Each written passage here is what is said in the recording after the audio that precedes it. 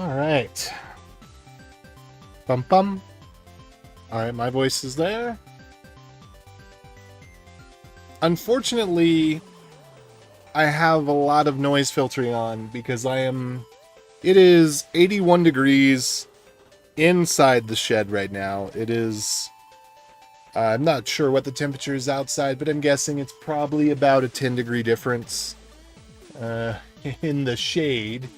Right now, the sun is directly over the shed. So, anyway, I don't think I actually want the full 5-minute timer anymore because I actually did the other things that I was working on. So I've got caught up. I've got caught up on most of this stuff, I think. So I will go back to the dips, but I need a break from the dips because I just want to get some quote unquote real work done. And then I need to go back, look at the dips, and then see if there's some bugs. I already found one bug that I definitely need to double check on.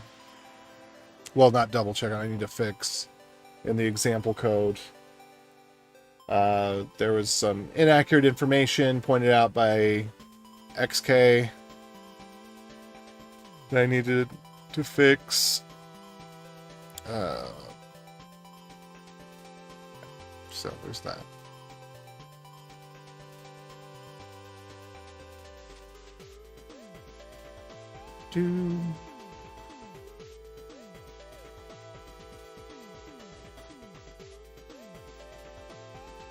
All right.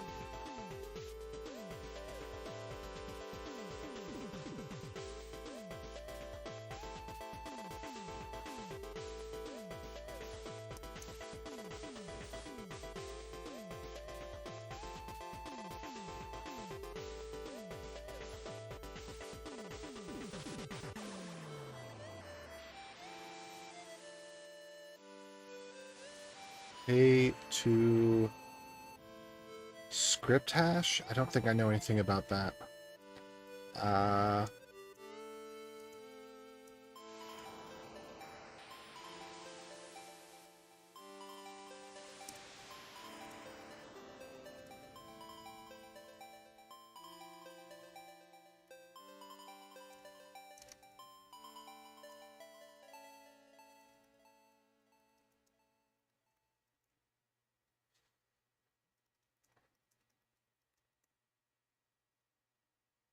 All right. Oh, let's get this thing started.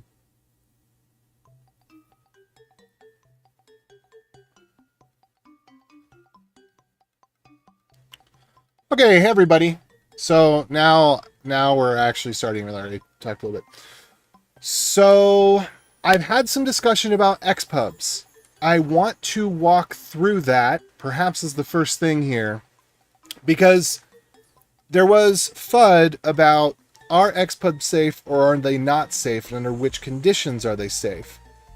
And it is, if I remember this correctly, oh, this is so hard. I need to figure out at what layer XPubs are being generated, because we'll go into it in a bit. Okay. So the question around that is, do we need an XPub or a wallet phrase per customer? And I think that the answer is that we only need an XPub per customer. We do not need a wallet phrase per customer. And the FUD around the XPubs actually leads me back to saying, yeah, in most cases, we should just be sharing XPribs. I think in business to customer, it makes sense to share an XPub. But I think that in general, person to person should almost always be an XPriv. And I'll go over that. The vulnerability versus the way that it works kind of thing, I'll go over that in a minute. And then swap in the new 0MQ and RPC. So I think that we demonstrated this. I think I got it working. I think I published that. I do need to get... We'll have to get back to wherever that was. Probably have to take a minute to get into that. So, yeah, the goal is going to be primarily to update. Okay, good. This is still update the dash checkout demo so that it's using all of our modern tooling. So we're not relying on any of the legacy dash core for any of what we're doing here, and I think we're in a good place to do that. So dash checkout demo. Okay, so there's that. And then once we get past the XPub part, I might listen to a podcast while I'm working. We'll see. But are XPubs safe?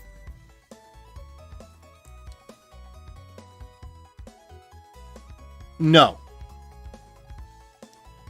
XPubs in of themselves are not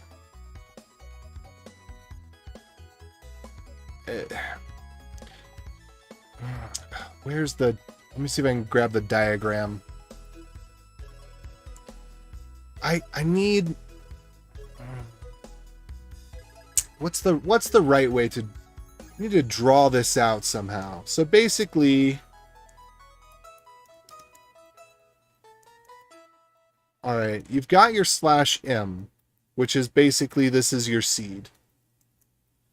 And that goes to your /5, which is your coin dash. So seed.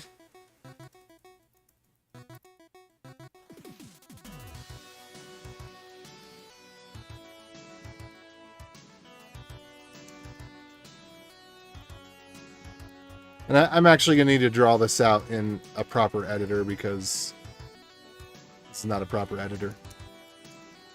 Projects dash.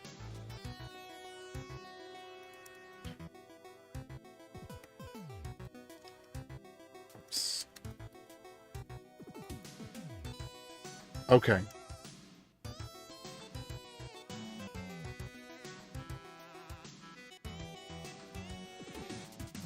So here we are.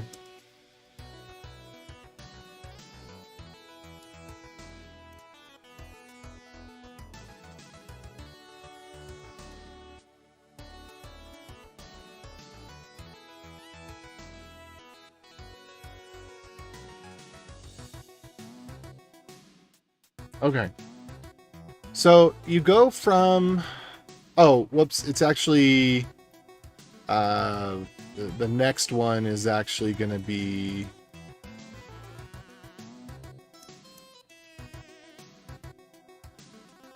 spec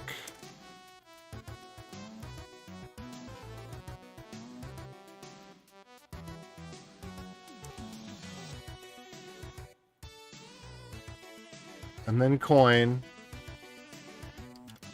So this is where things start to branch out. So at this point, then you start to have your account. And this is where, yeah, I'm not sure what the right way to try to do this is, because we could go.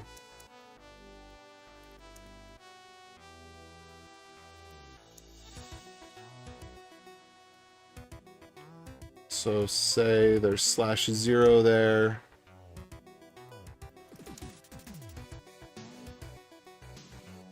All right, so here's your account. I guess the better way to do this might be going down rather than going up. Do we have a down arrow? I don't think we even have a down arrow, do we? But whatever. So from your account, this is where you're generating your XPrivs and XPubs, but possibly. I was thinking that they were actually at the next level out, which is the usage, but that might be wrong. In any case, this would be /0 is always going to be the same for usage. It's always going to be /0.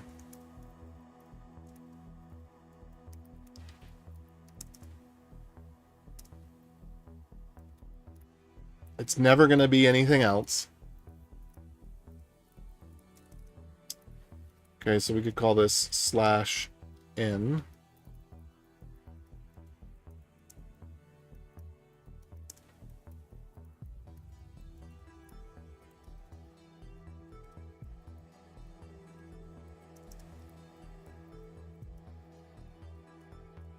And then, I don't know, we could have another one that we did say this is 1, 2, 3. Oh, there we go. So say this is 1. Whoops.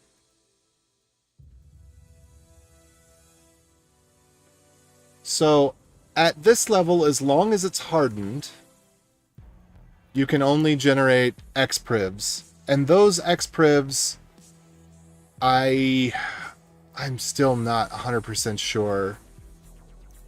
But I'm pretty darn clear at this point that from account to usage, this is safe. So let's say it's this barrier that makes it safe. So I think from a hardened address, I don't think you can generate an XPub at that level. I could be mistaken about this. I'd have to go look at the code again. But once you get to usage, this is, well, I guess you can generate an XPub at this level. No, you can generate XPriv at this level. I think that's what it is. And at this level, you can generate XPub. I don't, oh gosh. Because that doesn't even make sense. I don't think you can generate an XPub at that level, can you? Because it's hardened. I'm not sure. So yeah, we'll have to go look at the code. But anyway, and then there's one more level, which is address.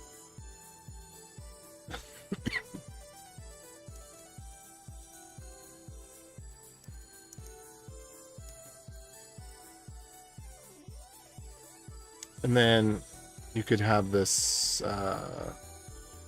/1, you got that at /2.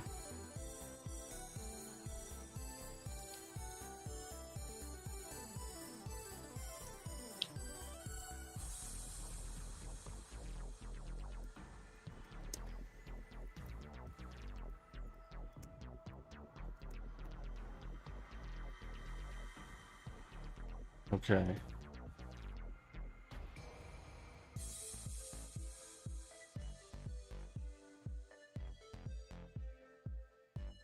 And then this is basically the equal but opposite down here. So we could say like this.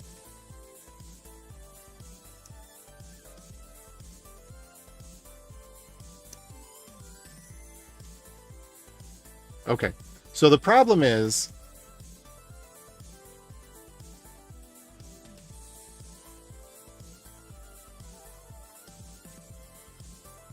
what is the problem here?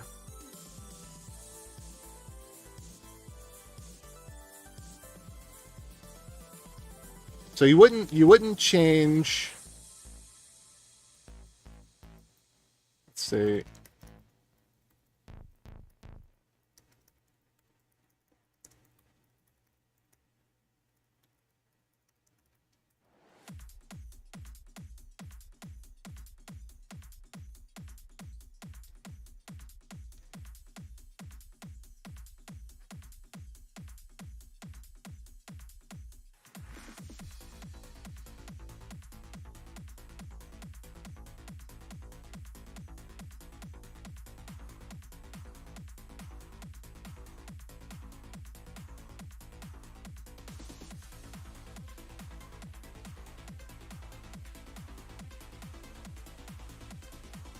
Phrase isn't even the right thing, but... Okay. So we got something like this. If you know a key, then you know the XPrib. So...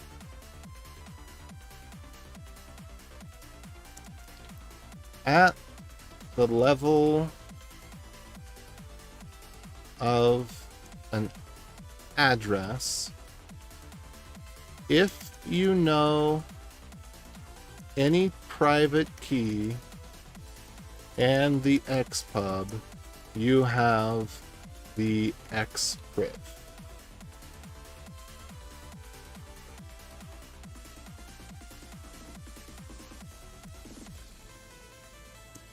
Okay. At the level of an XPriv prime, if you know another XPriv prime or hardened.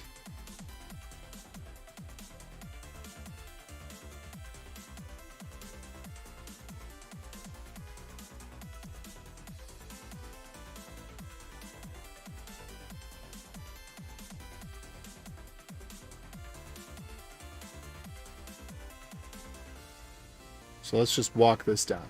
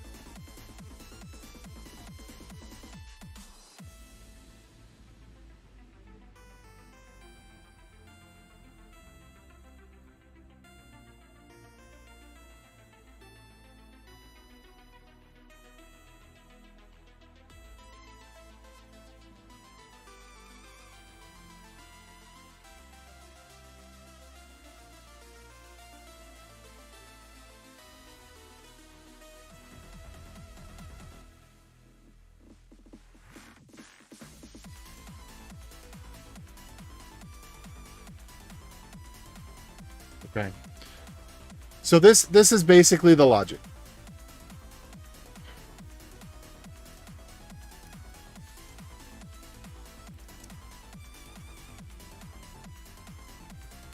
At the level of an XPriv or higher,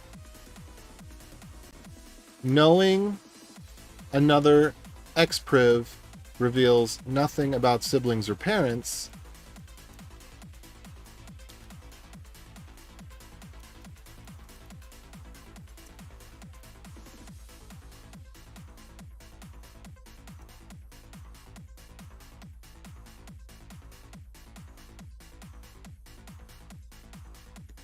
All right, this is the way to say it. At the level of the XPriv prime or higher. So knowing an XPriv reveals all children. So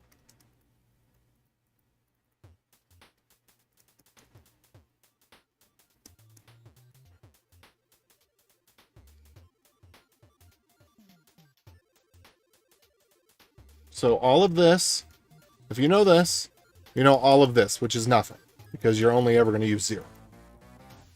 And all of this, which is important. But if I know 10 different XPrivs at this level, then I know nothing about this or any other XPriv at that level. I know nothing about siblings. At the level of an XPriv or XPub, the direct parent of the address, knowing the XPub and any child private key is equal to the XPriv. So if I have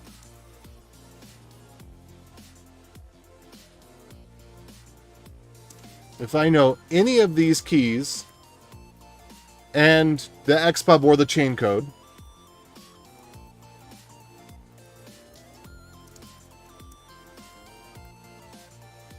then I know all of them.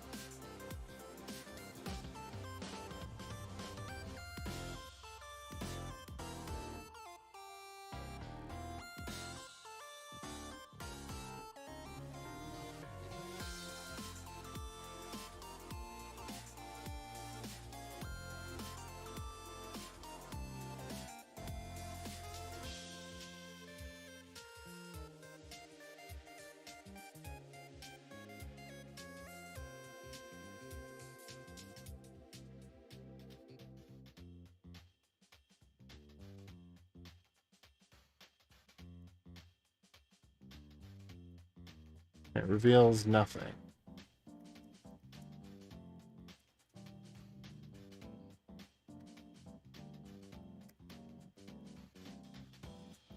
There we go. All right. So this is the way to say it. So basically what we need to do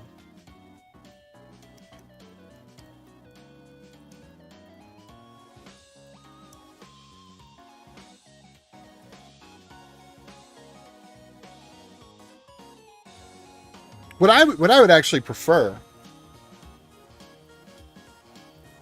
what I think is a better strategy is to have the user provide a private key. That's what I think is the better strategy. Is that the user should just provide a private key that is loaded with an amount.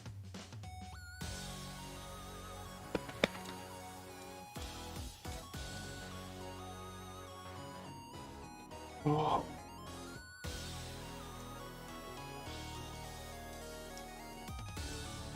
Okay. And then just transferring it.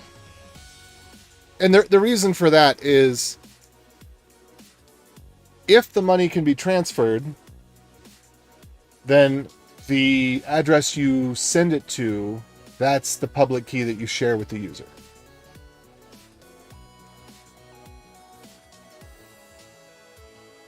Okay, so we're going to go over this.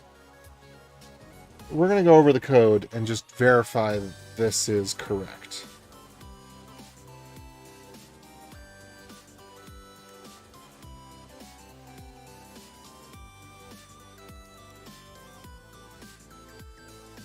But basically, here's the basic idea. Each customer account should have its own XPub,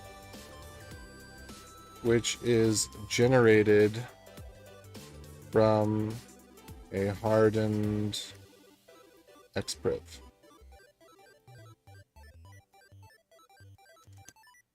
And I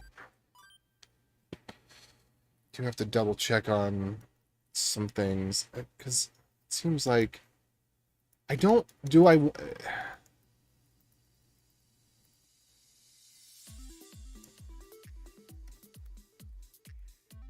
It seems like I shouldn't have to give away an XPub Prime. I should be able to give away a public XPub, not a private XPub or a hardened XPub. This is where I get a little confused.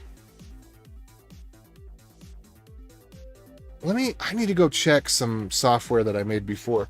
Let me see if I've got the computer in the room with me. I do. I'm gonna go grab the computer on which I have some wallet software that I had been using previously. I'm almost out of my drink. I was supposed to grab my drink and get started, but then life got in the way.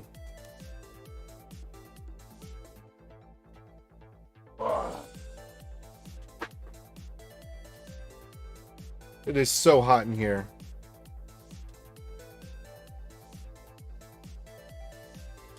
I've got 2 fans going. Just circulating the air helps a lot. But it is 82 degrees and rising. And circulating the air is preventing me from getting sweaty. So I got a Vornado. And the Vornado is nice. Alright, that sounds too loud. Okay. I did get another AC. I am thinking about putting the drywall up to complete the insulation. The other AC is twice as powerful, which should get us down into the 70s, which would be quite nice.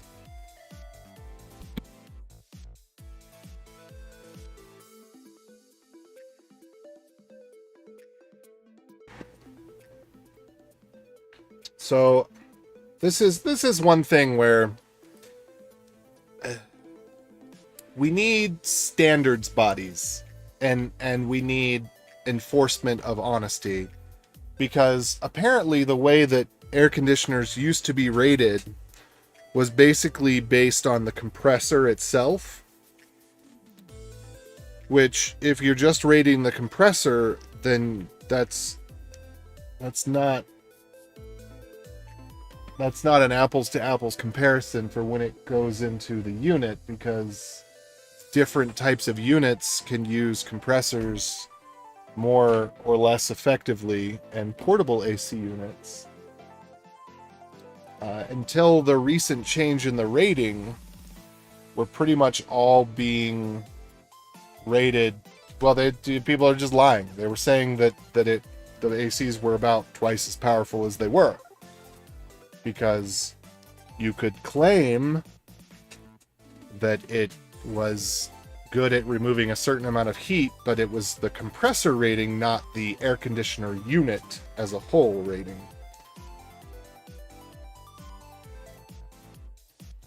And that's dumb. Anyway, I'm getting on my computer here. I don't actually know.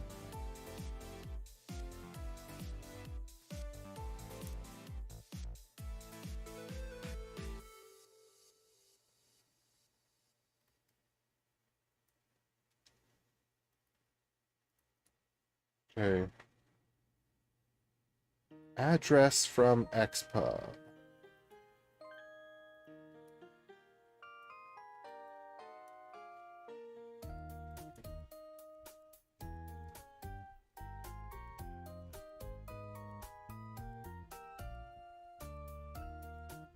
Adder from XPub.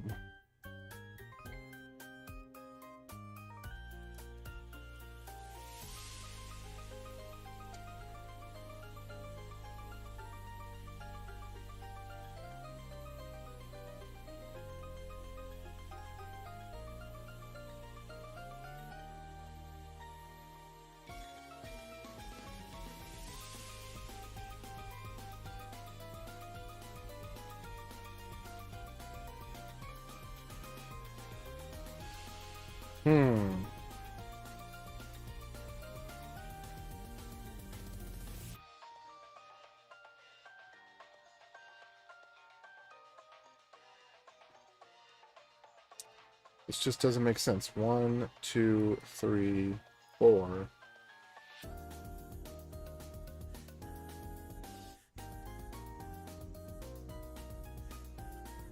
This doesn't make sense.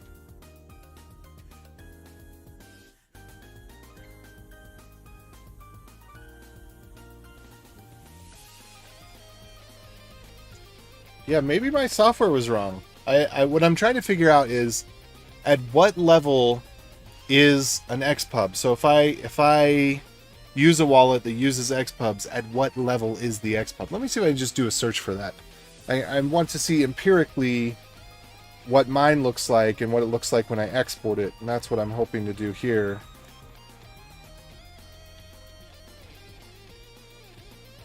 Let's see.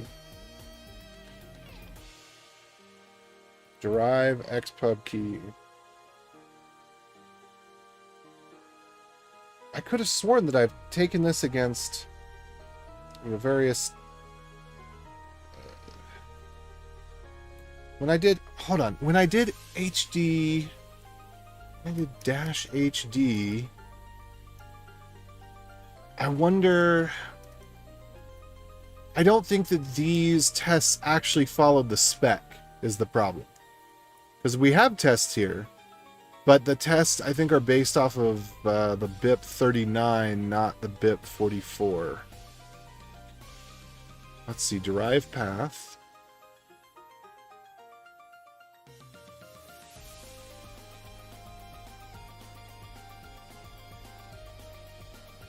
I mean, this could be wrong, and that would be terrible.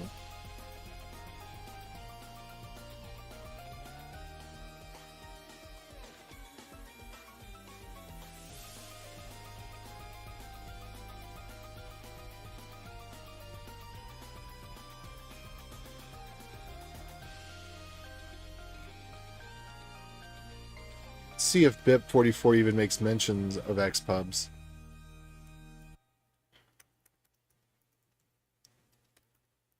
I don't know if it does.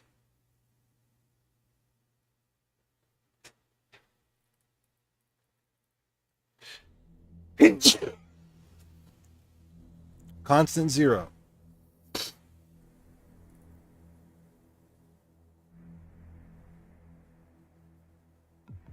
Public derivation is used at this level. You found 3 roly-polies. Let me see. But don't bring them in, okay? Yep. Those sure are roly-polies. One of them has got his feelers out. That's interesting. All right, will you shut the door, please? Thanks for showing me, sweetie. Push, push. Push it closed all the way. Thanks for showing me. Okay, I'm not going crazy. It says it right here.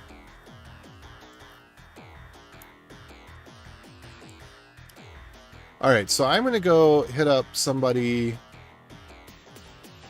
over here. Let's see. Dev Talk.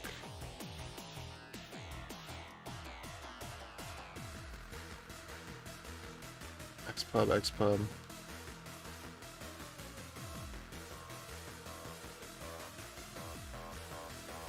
All right.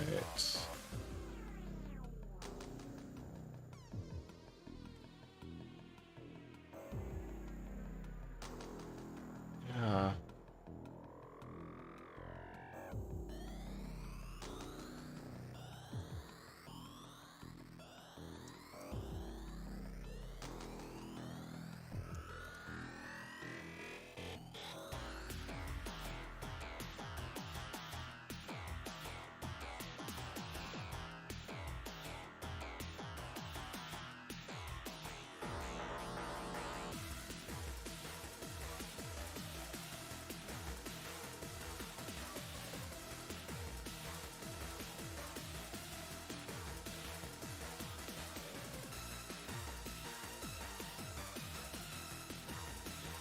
Times.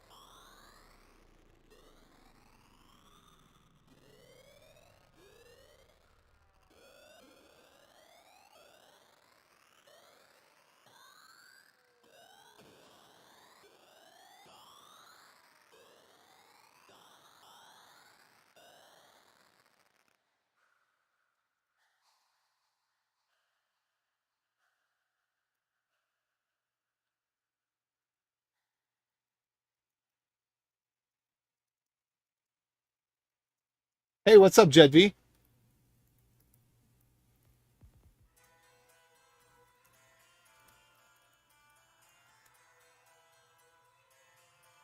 Okay, so XPub. I don't think it ever says X key or XPub or XPriv. So it says extended. Yeah, this is. I don't know where it's explicitly states at what level an XPub is supposed to be, but I'm going to do a little. I'm going to see if I can use a decode tool, because Great Wolf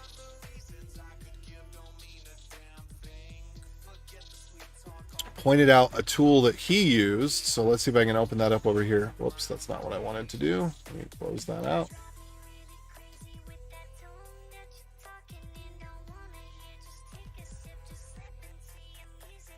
All right, actually, because of the nature of this, I'm going to have to do this off screen, since we know that this is sharing the chain code, which means that it makes it possible to recover. And I have definitely shared individual private keys from the XPub that I'm about to show.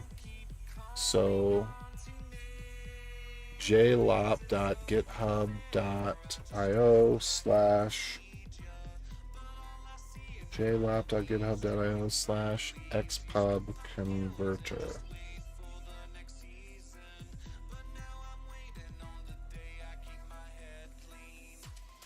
Depth 4.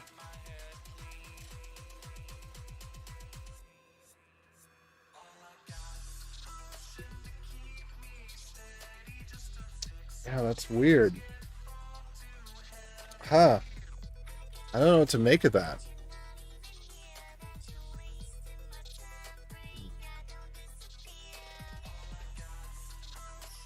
How is Dashcore handling XPubs? Are they being exported at level are level 4 XPubs accepted, or are level 3 required?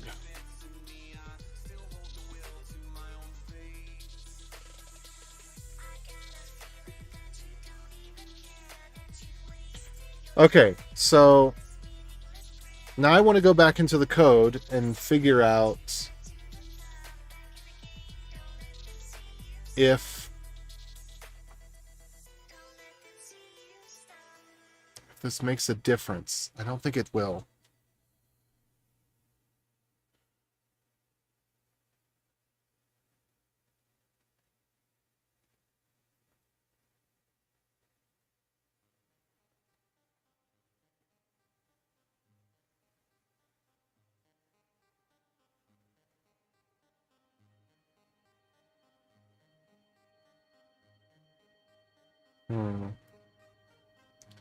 Just seems weird.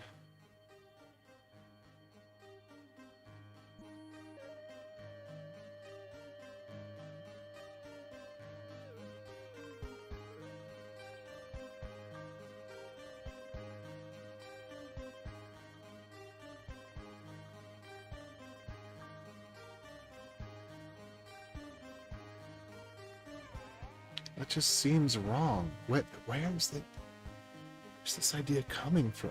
Why would you do that? I don't know. Okay, so now that I've confirmed that Great Wolf has confirmed that Android and Edge Wallet are exporting non-public public keys or non-public XPubs. That's okay. I'm gonna grab this here.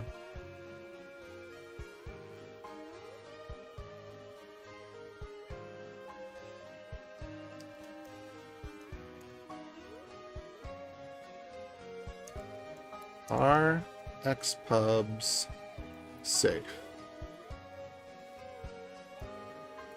Level 3 or higher.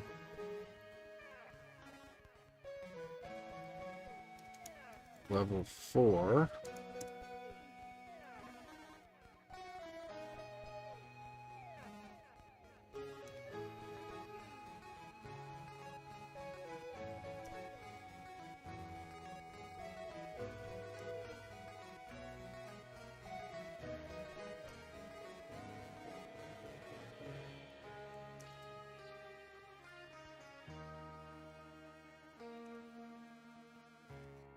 Okay, depth 5.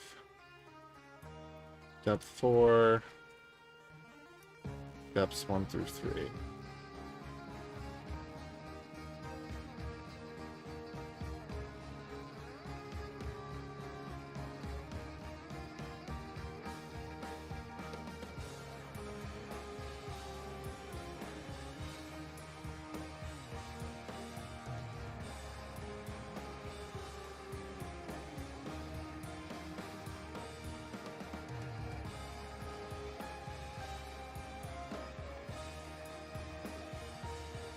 Oh, I guess, yeah, let's go one way or the other. So this one would be unsafe.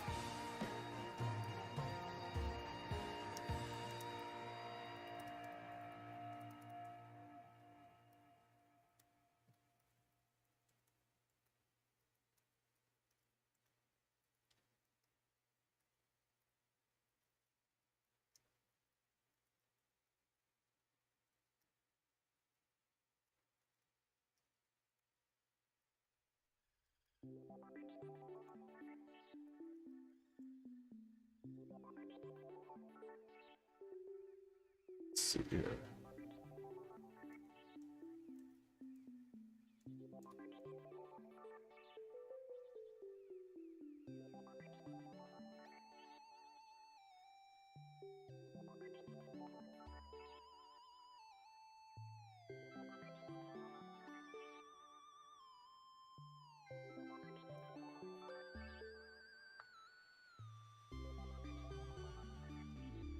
Okay, so I'm going to go back to looking at code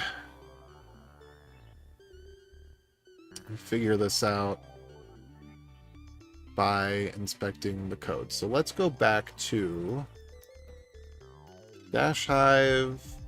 I guess it would be Dash HD. I think we've already got that open. There we are. So some of this information is wrong, or I don't know if it's wrong. But it could be wrong, and it could need to be updated, because it could be that the account path is the X key path. That just doesn't make sense to me. And these were XPubs, not XPub? It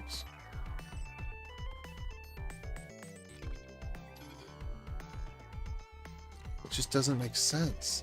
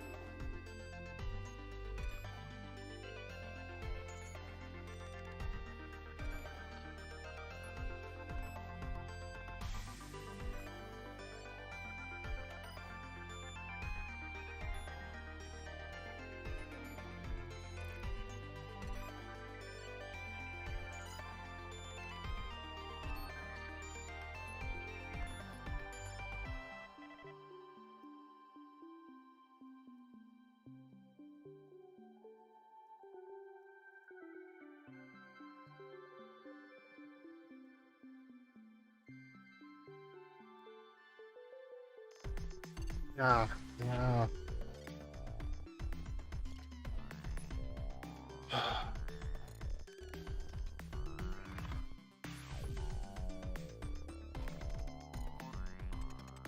Dang it.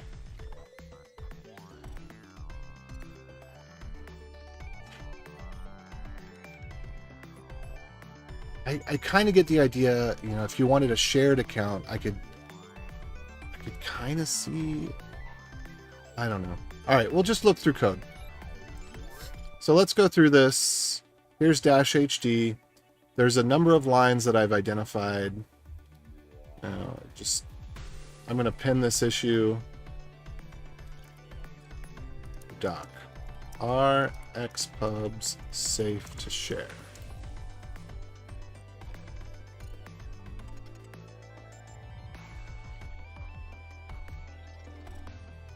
Labels, documentation. And I'll move this over.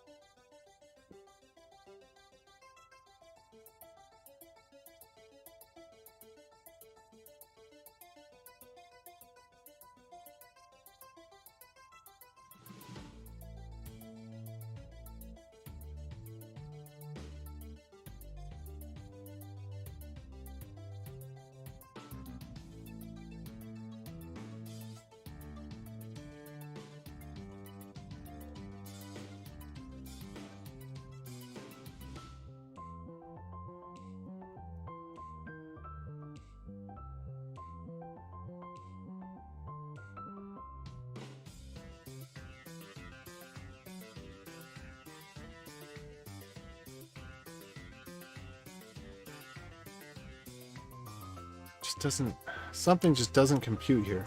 Why would we have public at all if hardened is sufficient? If you can share a hardened...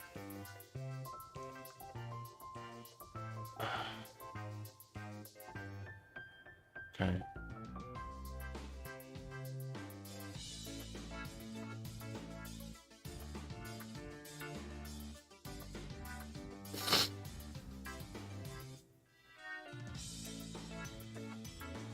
So hardened requires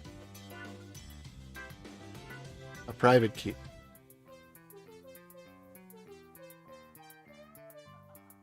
Let's see if we can get this locked down to a particular version.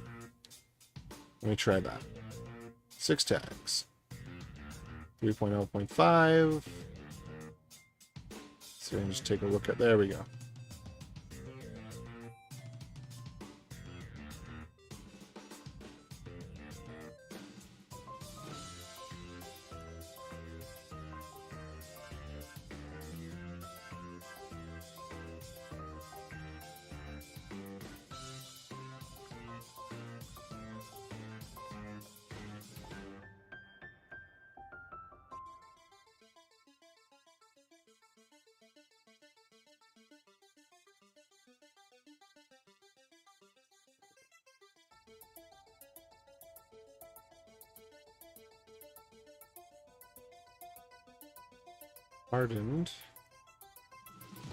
Hardened versus public.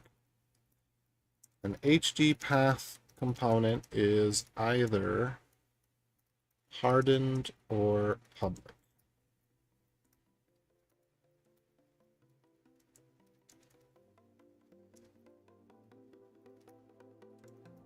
Hardened paths can only be derived from private keys.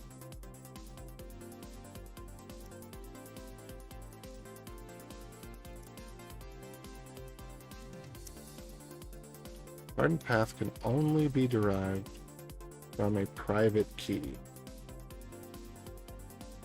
A public path can be derived from a private or public key.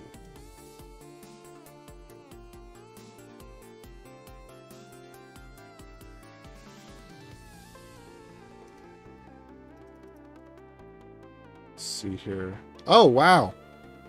And the internet is really, really bad today. 20% of frames are dropped. Am I even connected to the internet right now? What is going on?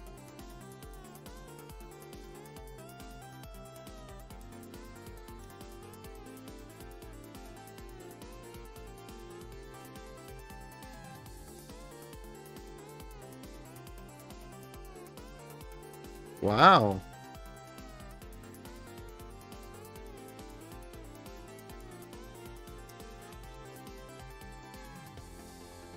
Hold on just a second.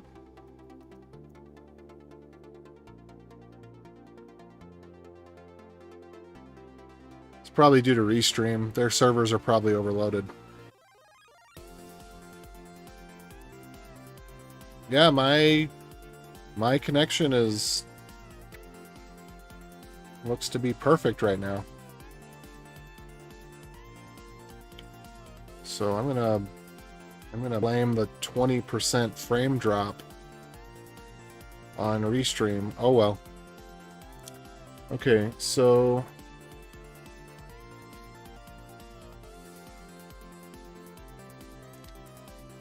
a hardened public key can generate an XPub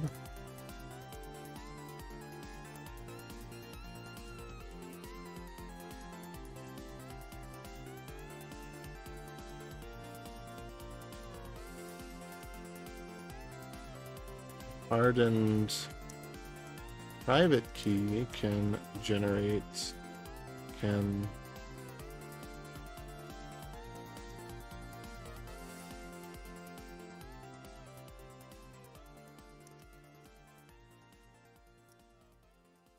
let's use the word derive here.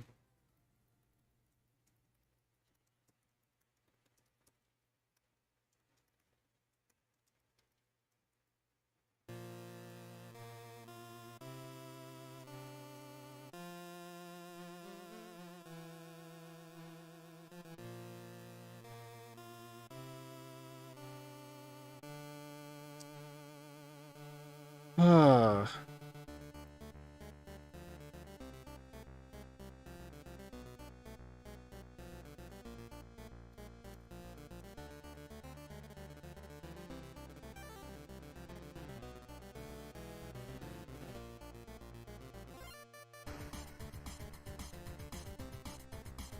Oh dang it, that's not. How do I get it to embed?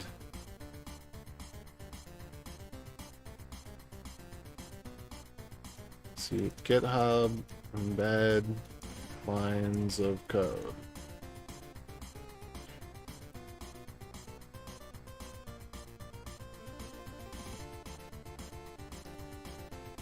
Maybe that only works for pull requests.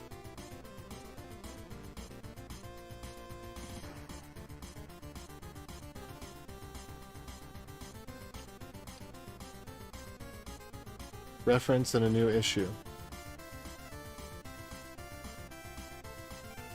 Alright, let's try...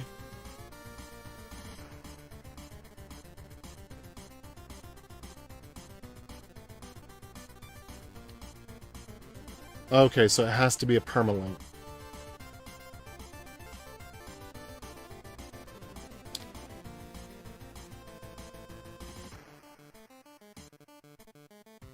Let me just double check on that. Leaf here, I'm pretty sure that's true. Kind of makes sense, kind of stinks, but whatever. The commit's not going away.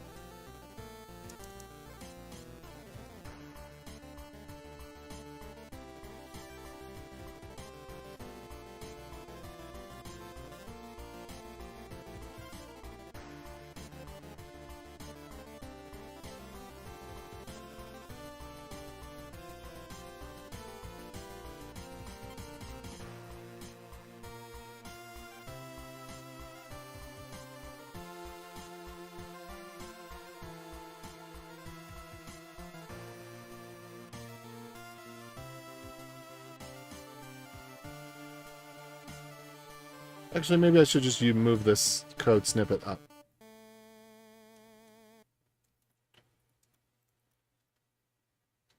There.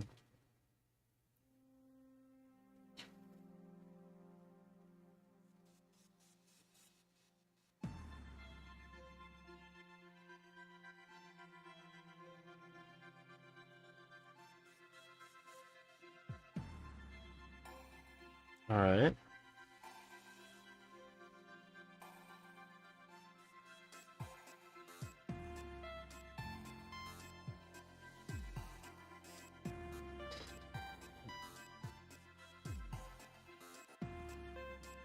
Actually, I think I should broaden that to 1 line above and 2 lines below, just to give the full context here. So from 1 line above to 2 lines below.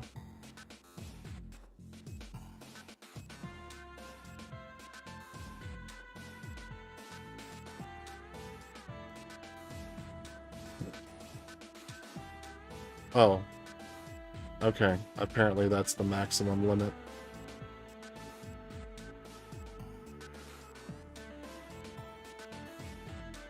That kind of stinks, but whatever.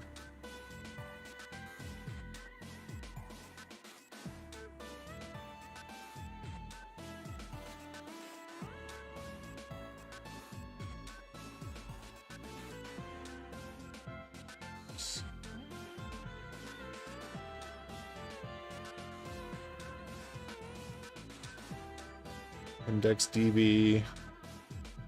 So this is kind of dumb.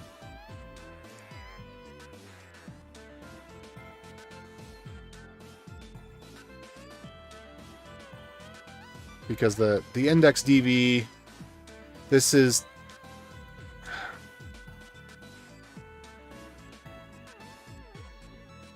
yeah, these are just stored for performance reasons.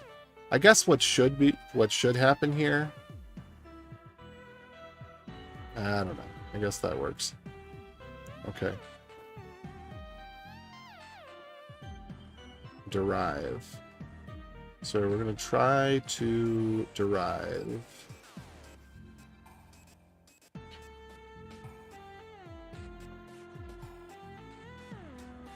Chain and keys.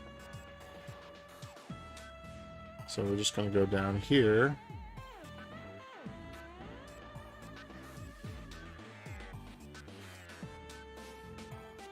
So we take the chain code and we take the seed.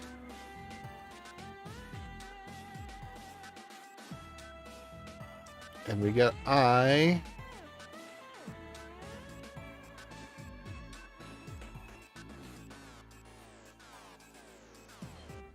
Okay, so let's go from here to here. This is the other important piece. That's pretty much it. These are the 2 important pieces.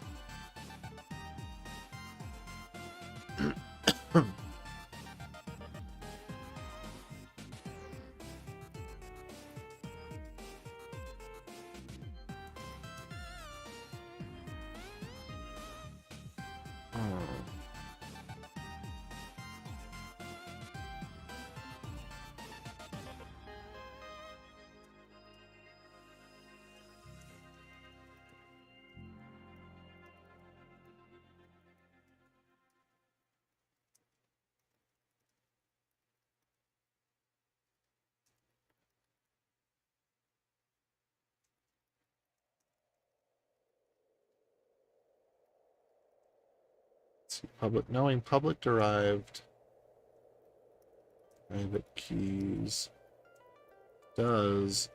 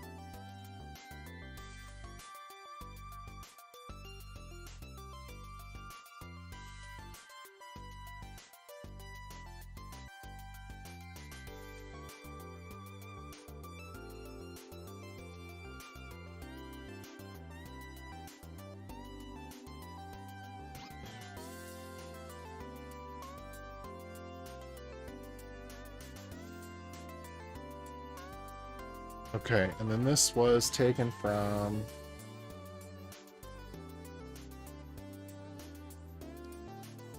there's a couple of things here I need to grab onto.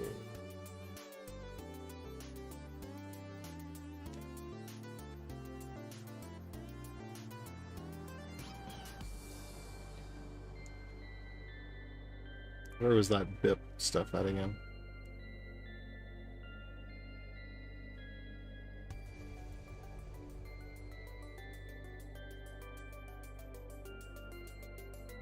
What is it? 39? 33? No, not 39. It must be 33. Wait.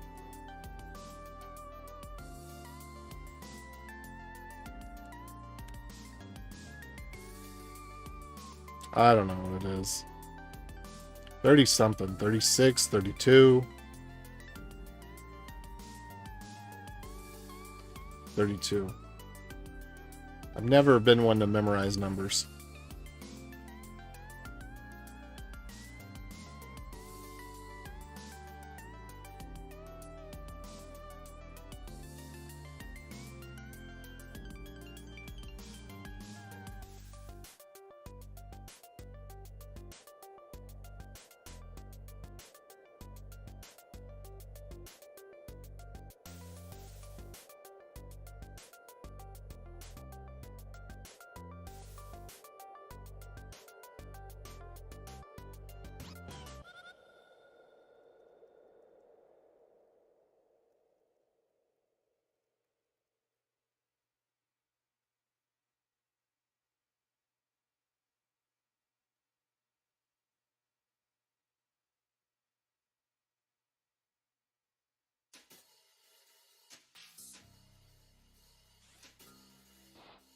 Here.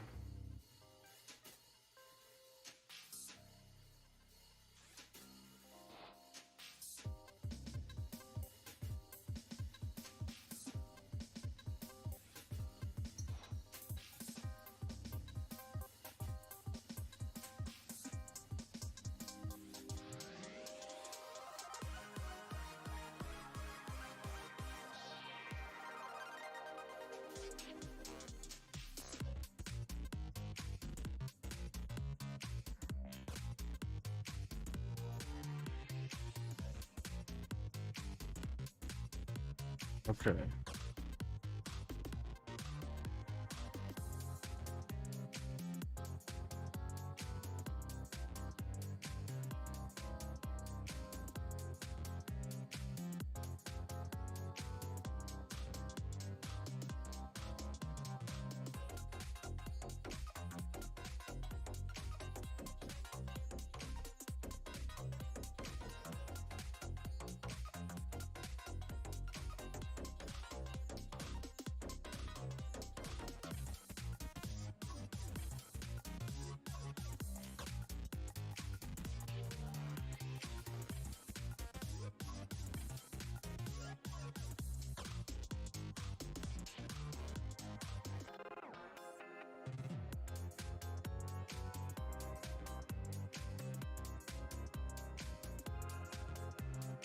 Okay.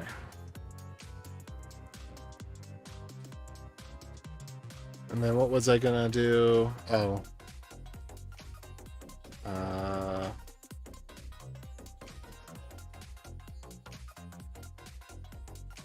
I wanted to grab the permalink here. Okay.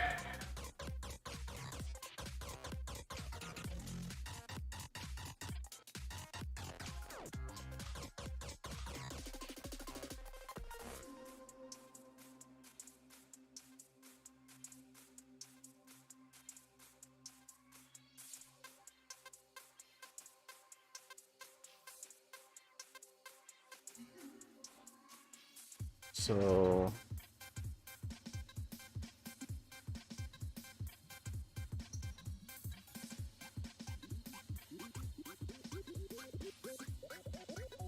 two public key.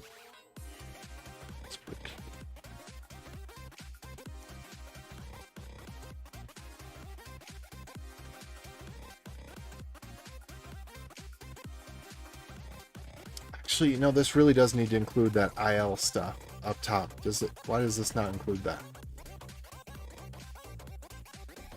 Because I didn't include it. That's why.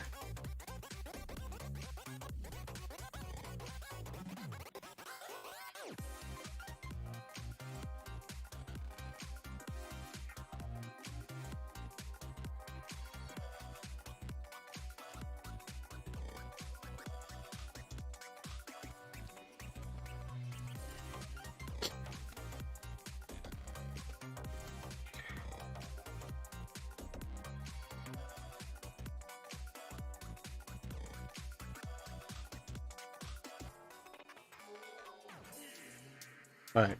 So this is where we need to see if the logic follows or not.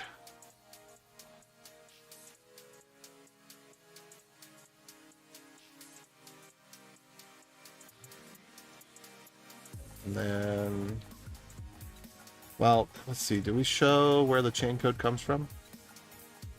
I think this whole thing needs to be, was it 450? Yeah, I guess.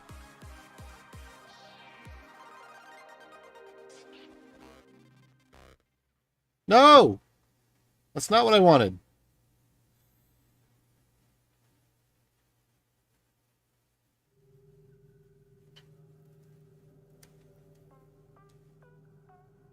All right.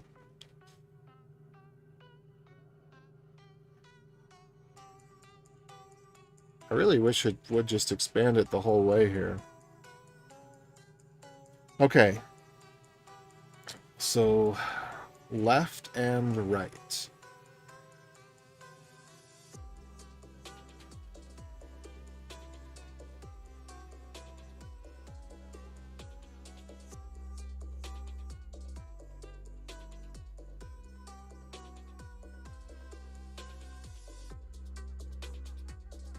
Chain code. Now, where's the chain code used again?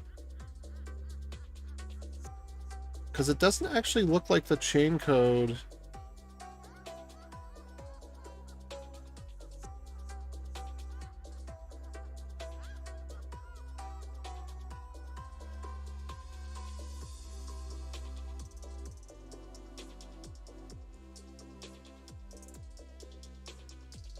Okay, the chain code is...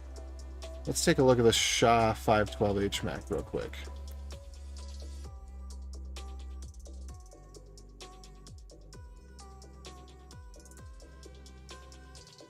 Update data entropy. All right, so this is the authenticator.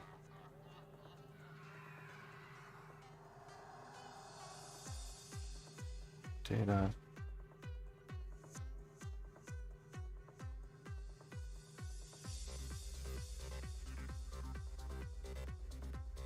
Entropy sign. With more data.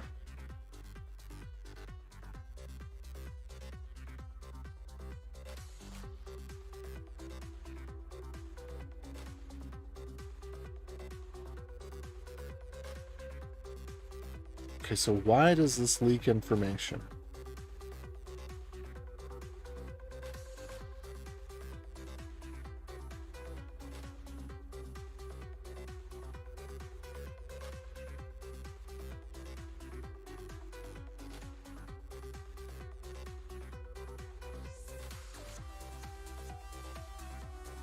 Seed.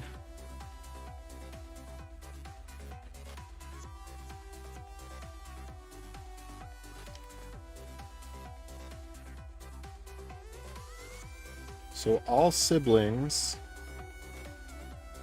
share the chain code.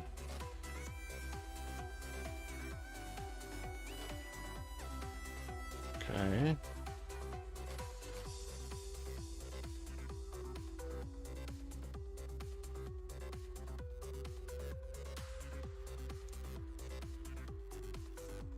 All right, so let's think about this. I'm at the account level and it's hardened. So if it's hardened, I must have a private key. So if I have a private key, then I'm going to tweak with the previous private key to get the next private key. And I'm going to take part of the hash, which is hashed with the chain code in the previous private key. So, all right, let's just draw this out from the top and see if we can make sense of this.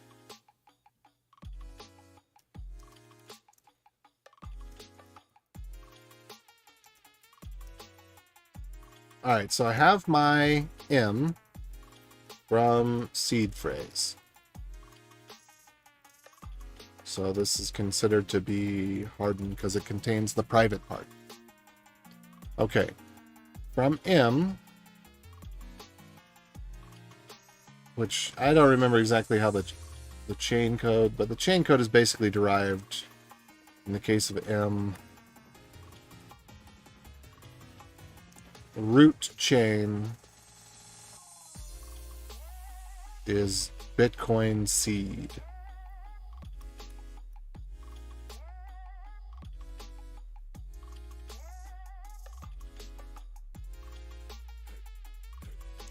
So seed plus Bitcoin seed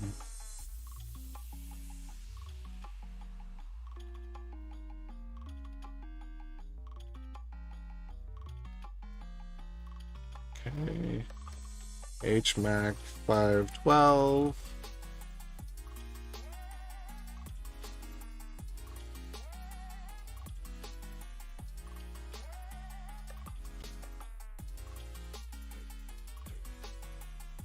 So D1 L D1 R equals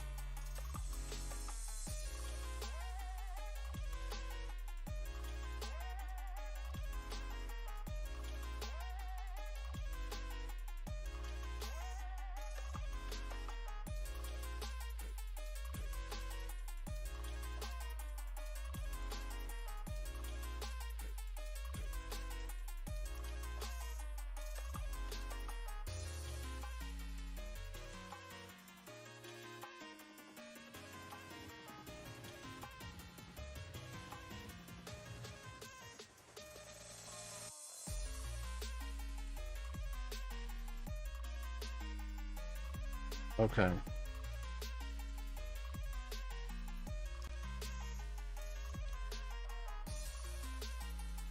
And D1 R is the chain code, right?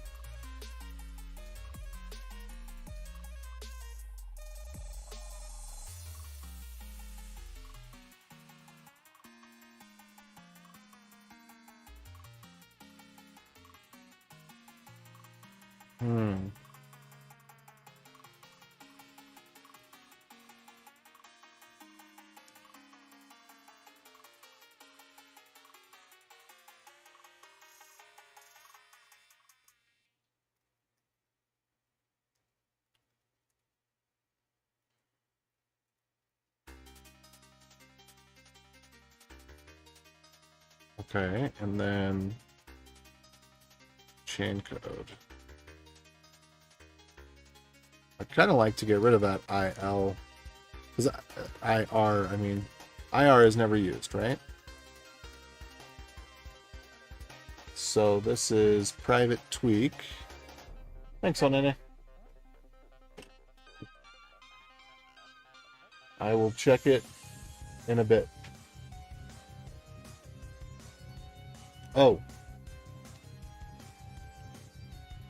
I know this should still work. I meant to say, I forgot to say, the line at the top would be the place to cut it. But hopefully this will still fit. I won't be able to take one. 2 millimeters. Shit. Well, yeah, we'll have to get out the bandsaw. Not bandsaw, the belt sander. I don't think we have a belt sander. Isn't it a nice breezy 84 degrees in here? Yeah, it's great.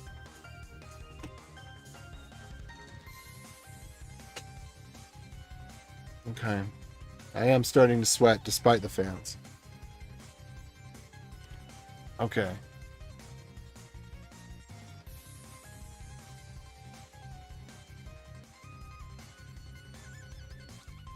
Okay, and this is due to an associative property. So I would call this actually a soak tweak.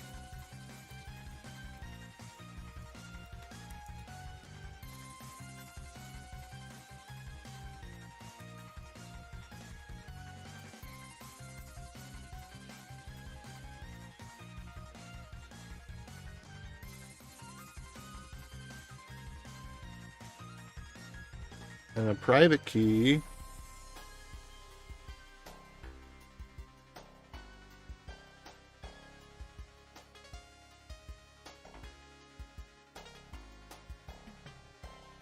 Okay, interesting.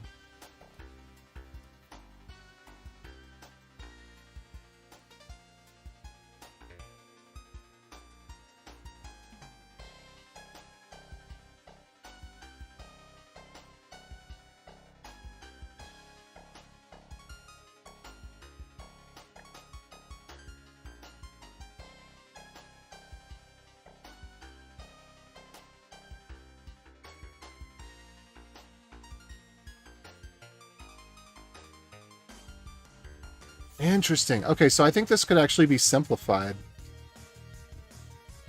We don't need...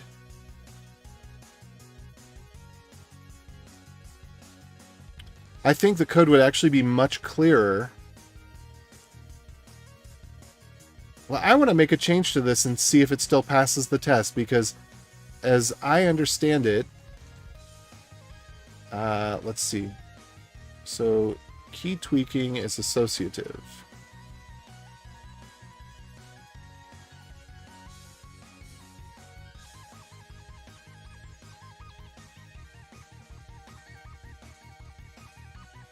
Let's see.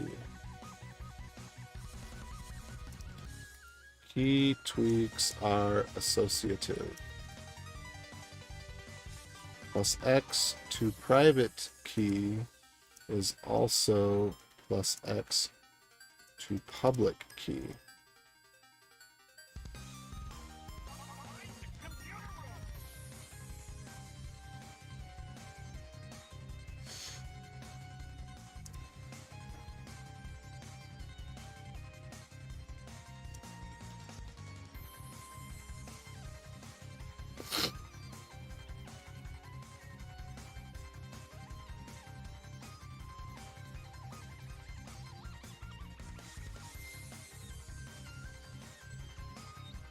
Okay, I want to make a couple of changes here that I suspect will vastly increase the readability of this code.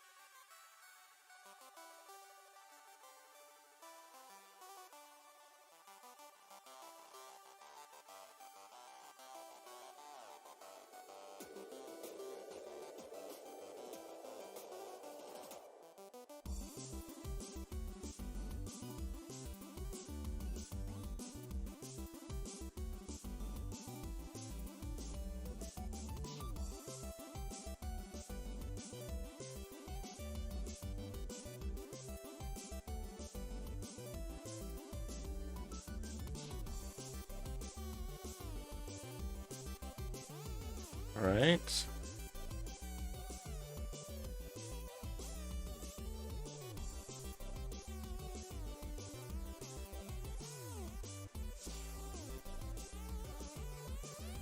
Oh, interesting.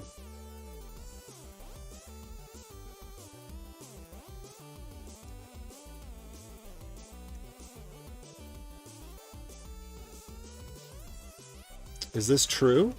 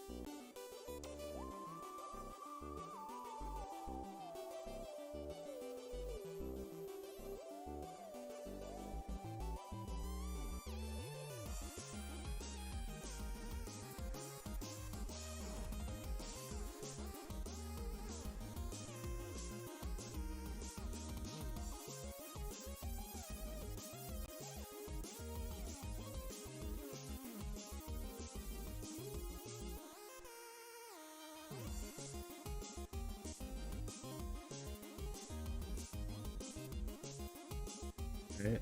And the chain code is really the HMAC auth.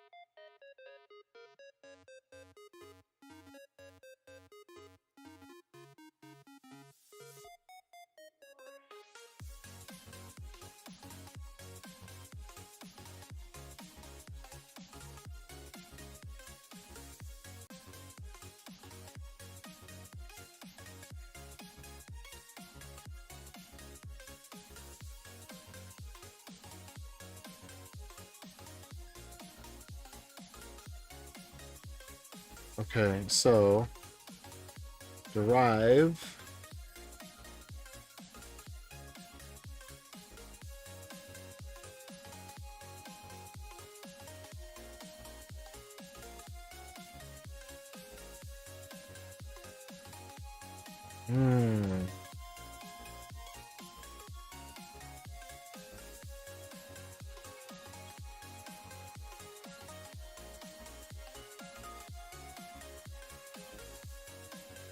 Okay, I see what's going on here.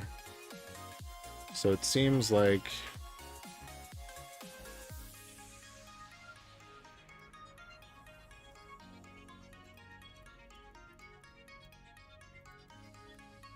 this should go here.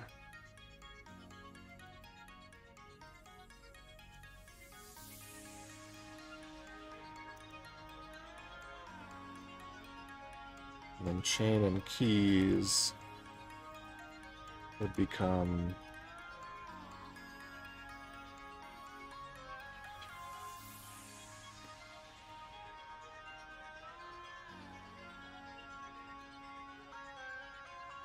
next chain code, next pub key, next pub.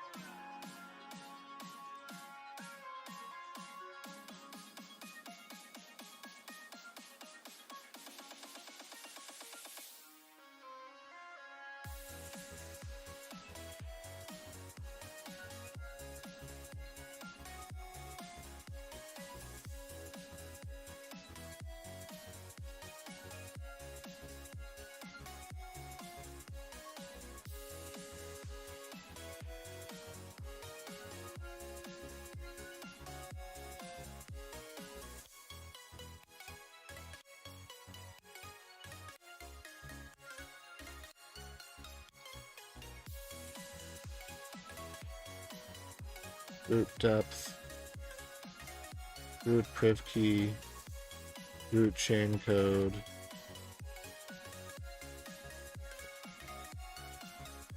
next pub key,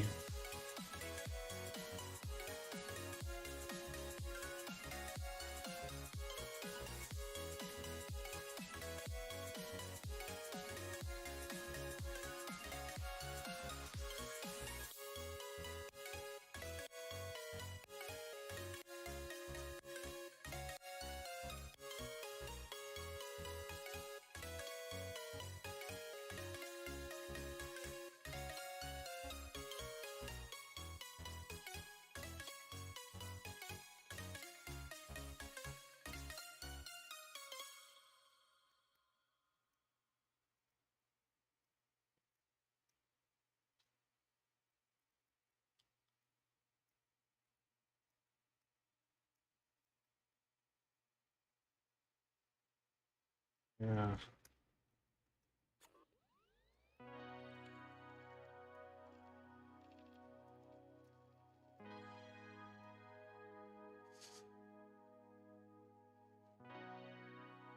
All right, so yeah, let's move that, because if we move that, then this, I think, will become much easier to read.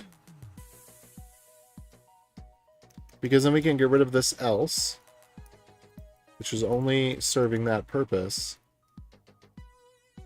And then we can say, if not, chain parts.public key, which I don't know how that would come about.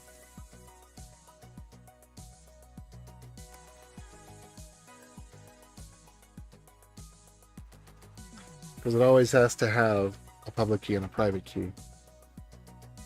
Right?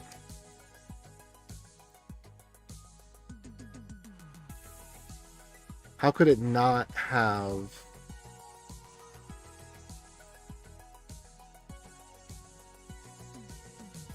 Okay, chain parts, derive...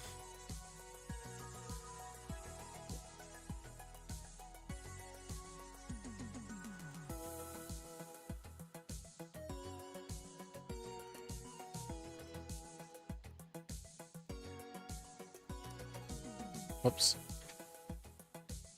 Ah.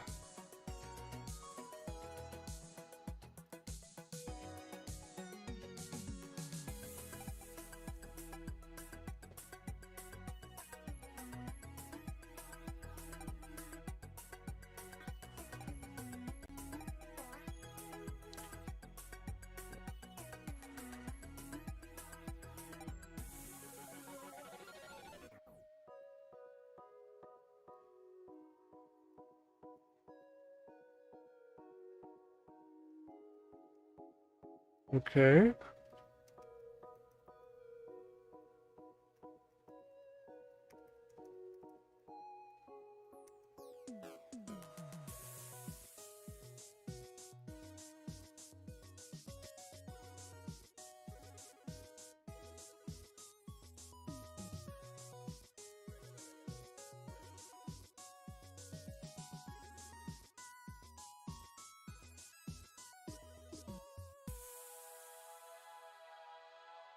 Just quit out of this file and I'll come back up again. Because it's saying that this could be undefined.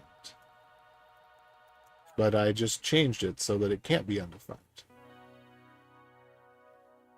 Maybe I did something else wrong. Let me go double check on that. Oh, I know what I did.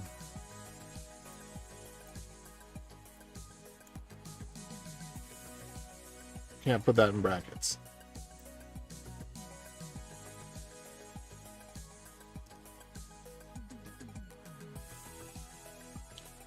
Okay, yeah. So, again, this goes back to the complex is better than complicated. A little copying is better than a little dependency. That derive function, I was trying to shoehorn it to work for all three cases, but really it's just too complicated.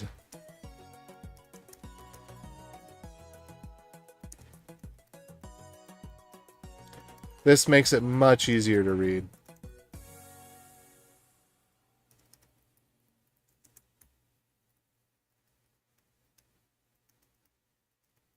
And I suspect that if what I learned is true,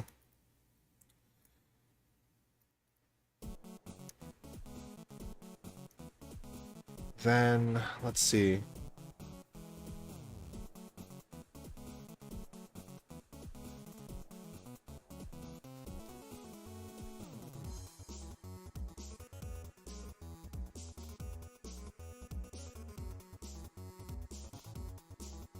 Okay, so at what point...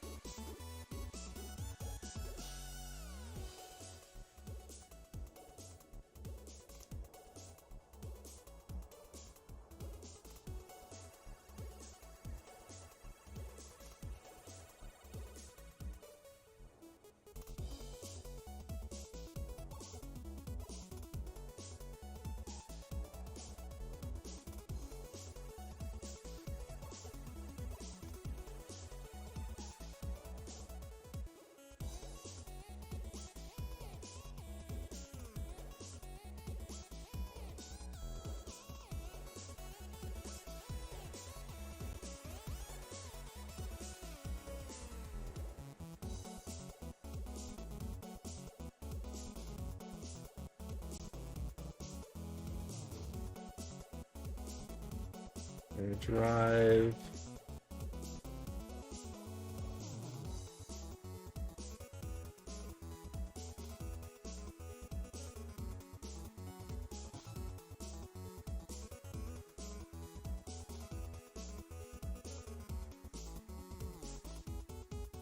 Seed. HD key. So does that even make a difference?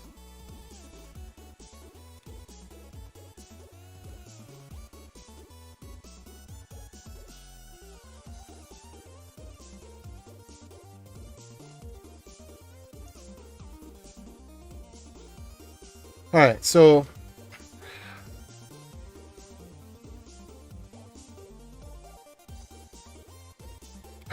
I think when the key is hardened, I think there's a little bit of logic that isn't clear here because of the way that this is formed. So the seed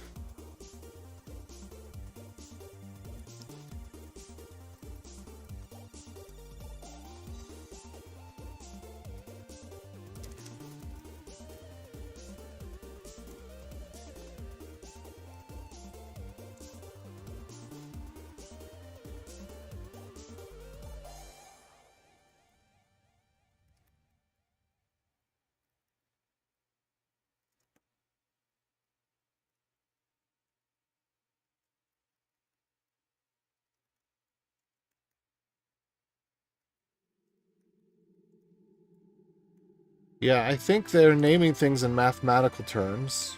Normal. But it's kind of important to understand indexed key size. 4 plus key size.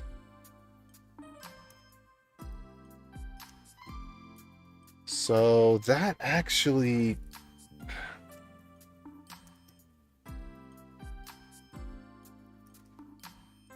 Because all the seed is a key. That's it. It's the prior key. It's not... The seed is... It's like, this is a semantics versus syntax kind of thing. The mathematical function operates on the basis of a seed, but if you want to understand the security implications of all this, it's a heck of a lot easier to read if we use the language that is more descriptive, which is parent key. So HD key private, HD key public.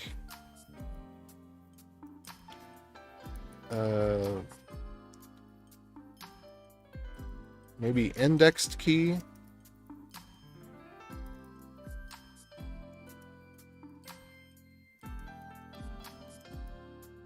I mean, that's such a small modification, it's almost negligent. Okay, now this starts to make sense. Now this starts to make sense.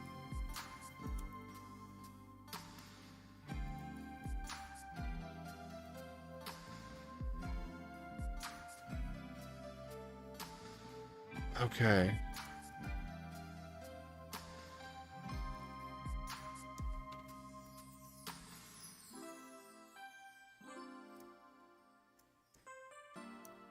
All right, so the key tweak comes from the chain code. So if you know the chain code and you know one private key, then you can reverse. This is a reversible operation. Oh my gosh, when you put it in plain English, now it makes so much sense. Because all you'd have to do is a private key subtract.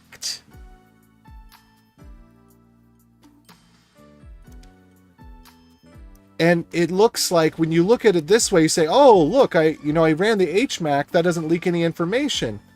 But the HMAC is being run on the chain code and the indexed key.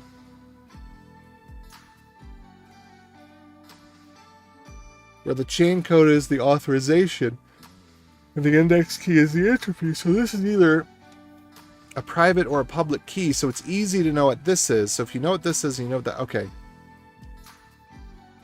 Okay, so we're going to take the private key, which is the indexed key. Okay. Okay, now it's starting to make sense how this can be compromised. I think there's still one missing piece for me because this is recursive, and it's always... Recursion is... For most people's brains, it's a little hard to fully reason about. But...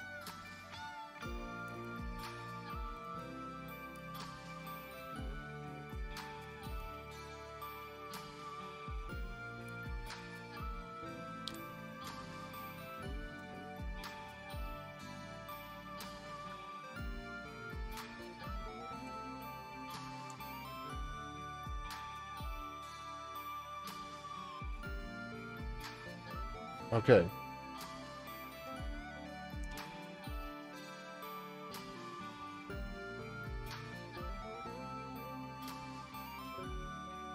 So if there's a private key,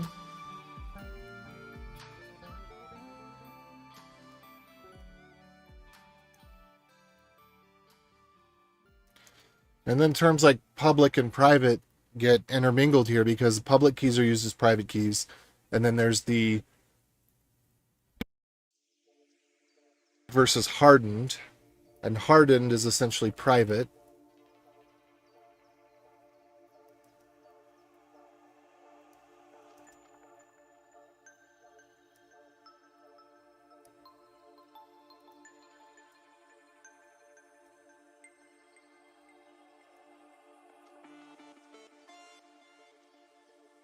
Okay.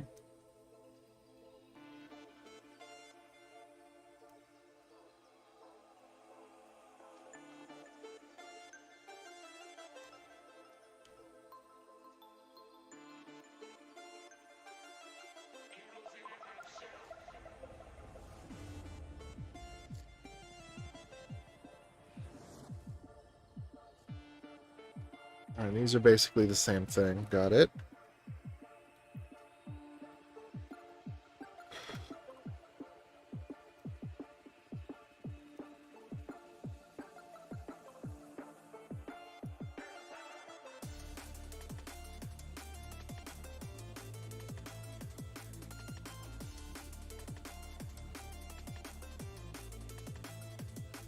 Okay.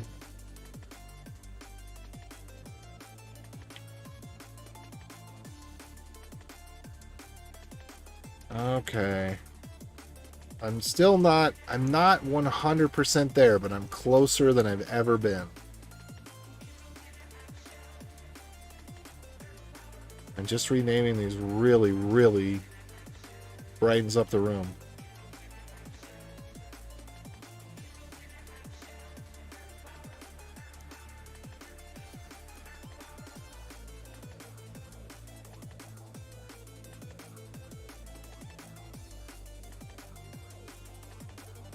Okay, so the question is this current code always correct? And I think the answer is no.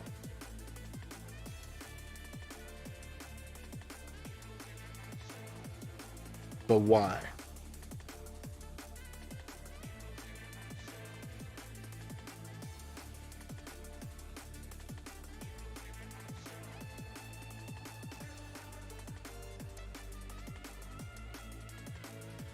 Because this recursive nature of the public key versus the private key. Okay, so the seed may be from the public key.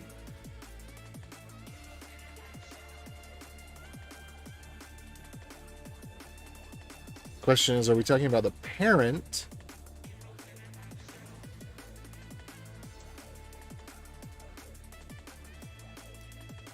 So if we were to rename this to parent,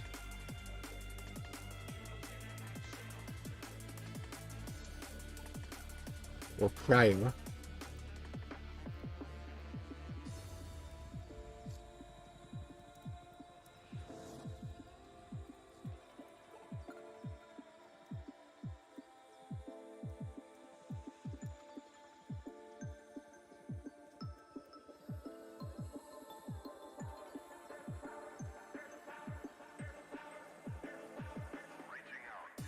Okay, actually, I think they will. I think this will work, regardless.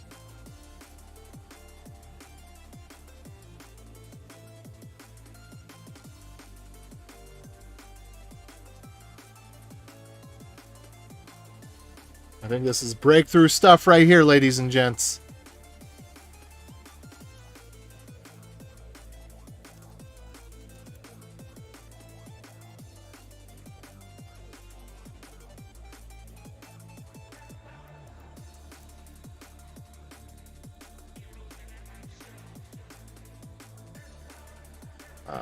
Okay.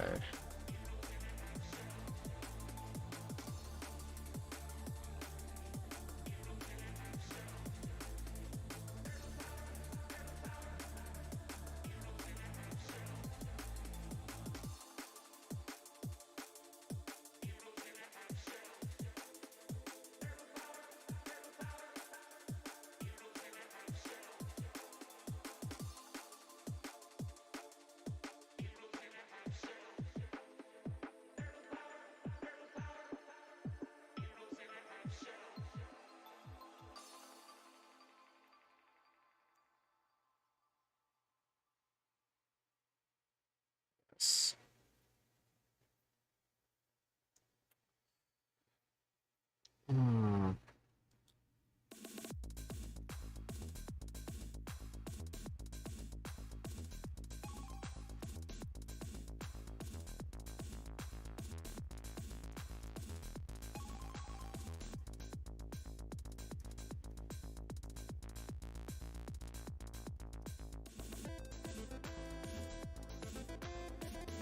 Alright.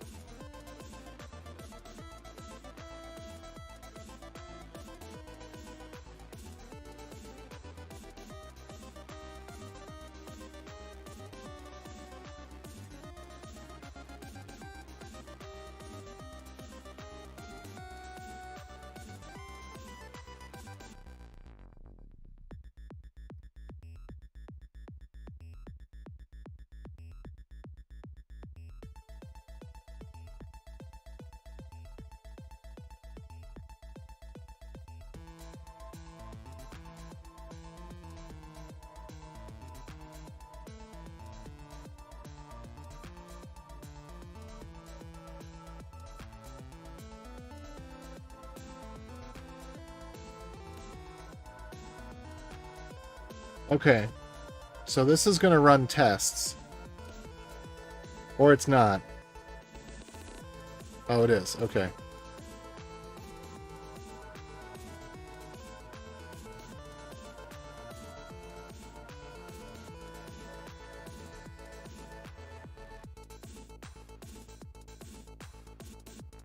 Oh my holy goodness. Did this really run? This was actually successful. All the tests ran.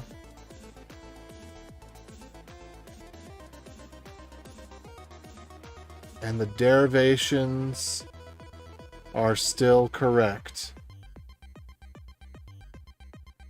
Oh my goodness.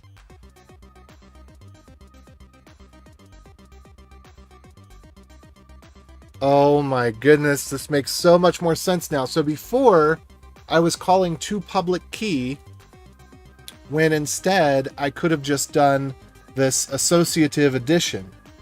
Knowing that the associative addition could be used instead of creating a new public key is... But I think in the original iteration of the code, in the original C++ code, you know, it was C++ Ninja code, you know? And so you couldn't tell. This probably also makes it faster. but you couldn't tell that that's what was going on, is that two... Wow. Wow. Is this for real? For real?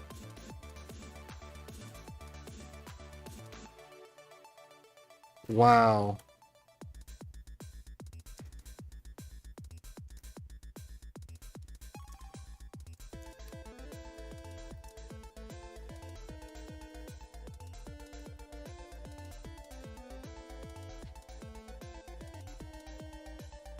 Okay.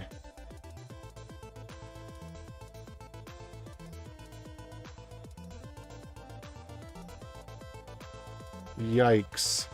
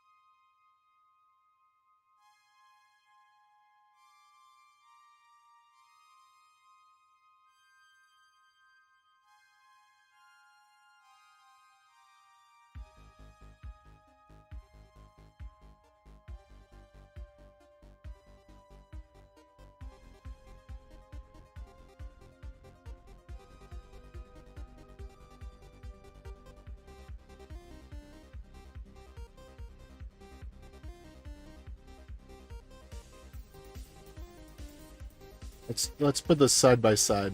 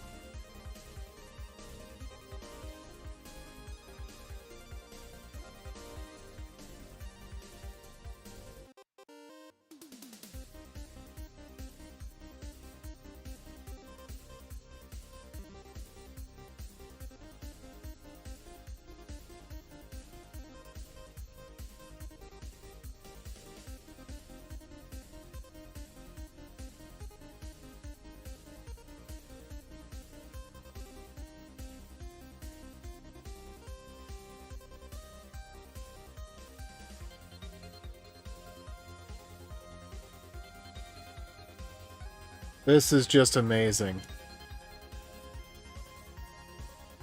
Wow.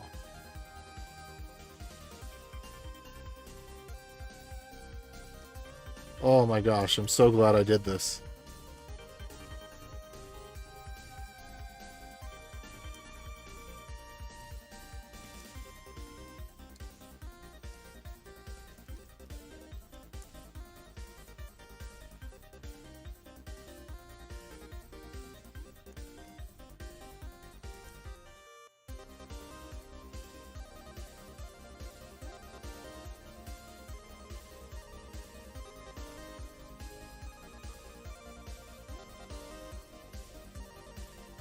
You found a bunch of worms. Well, are you gonna put them with a little bit of dirt in your terrarium? All right, buddy, get out of here. You, Mr. Sticky Fingers. Thank you.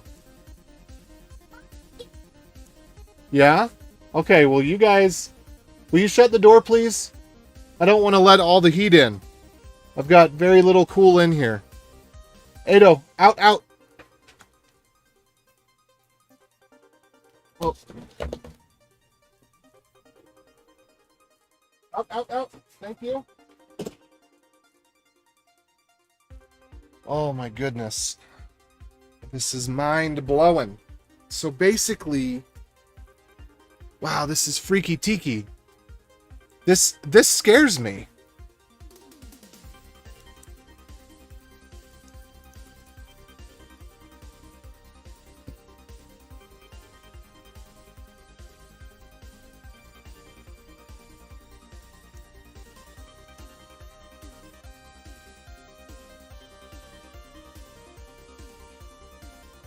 Alright, what is this one? From X key.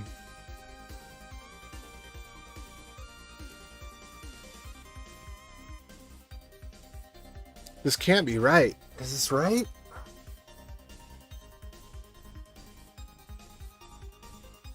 Chain code.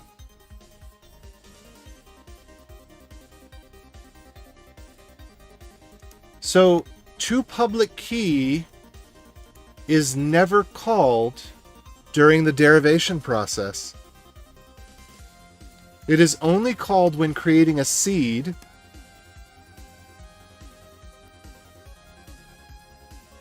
and when going directly from an XPriv.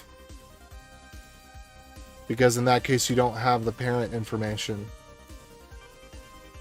So when when reading it in. That is mind-blowing. Oh my goodness. This is scary though.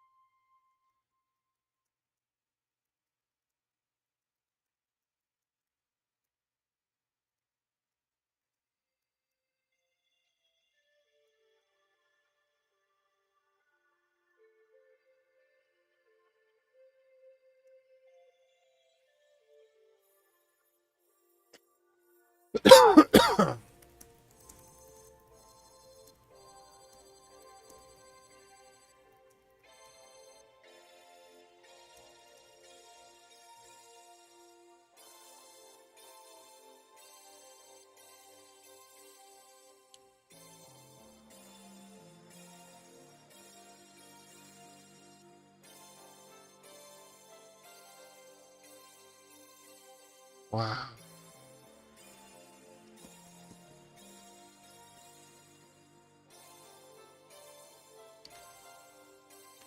This is it, right here. Okay.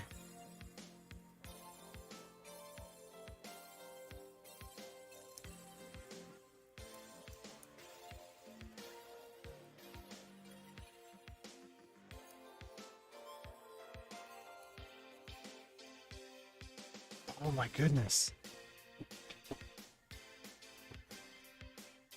Okay, I feel much less safe about this now.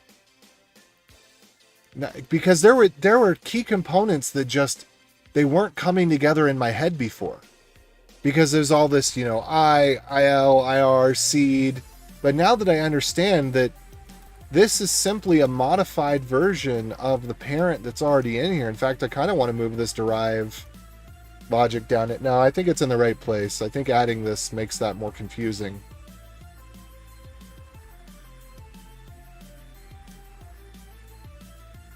But yeah.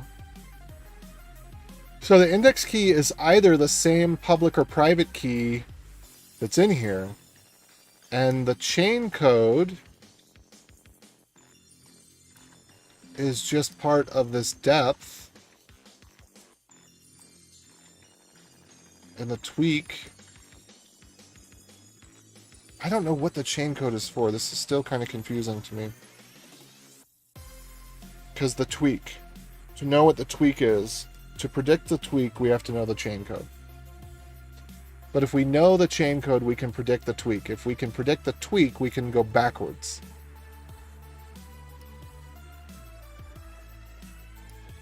Alright. So now, if I share an XPriv, can I, which contains a private key and a chain code, can I determine other siblings from that? That is the key of this exercise, is to know at what level can we have shared accounts, in what direction can they go. And looking at this,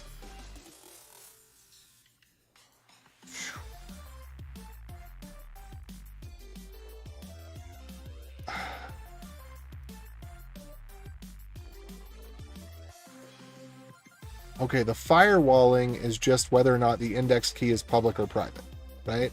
The firewalling, the hardening is just seed. All seed is indexed key size.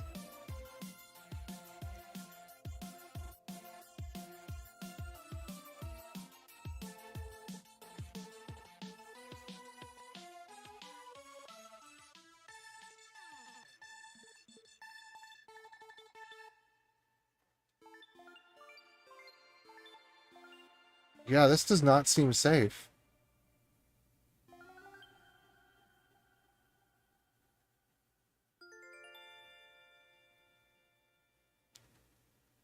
Because if I give either an XPub or an XPriv, I give the chain code. Okay, and if I have a public key, then any private key below it, if I have an XPub... Okay, so from a parent, any child private key with the chain code will reveal the parent private key. So if I had the chain code of an XPrib at the coin level, and I had a private key at a hardened level, yeah.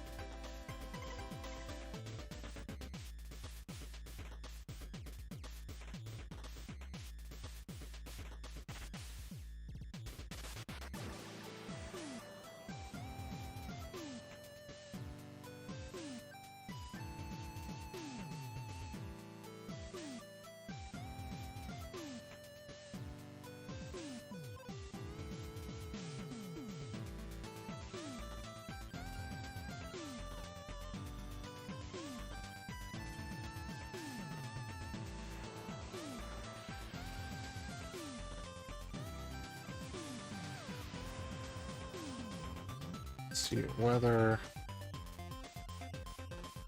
hardened or public.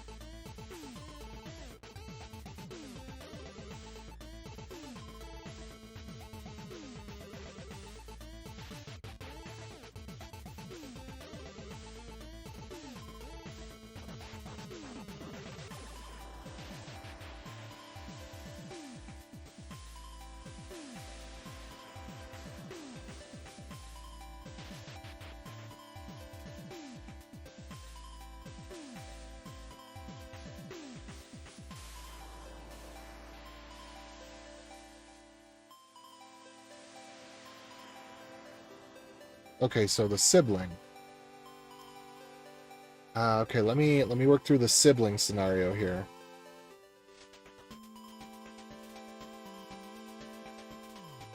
So this is my big question. If I have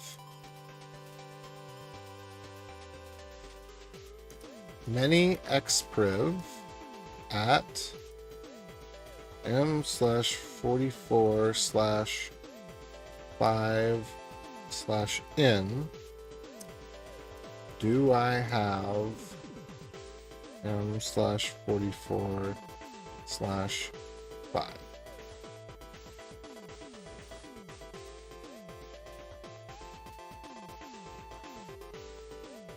That's what I'm trying to figure out.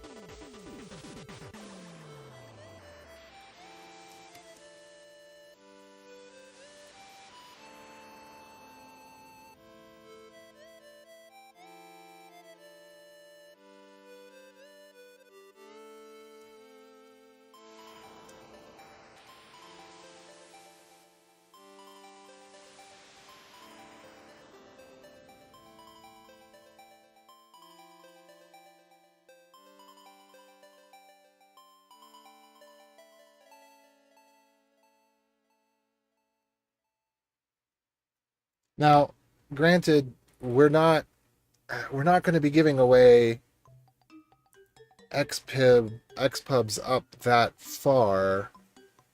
We're only going to generate at the account level.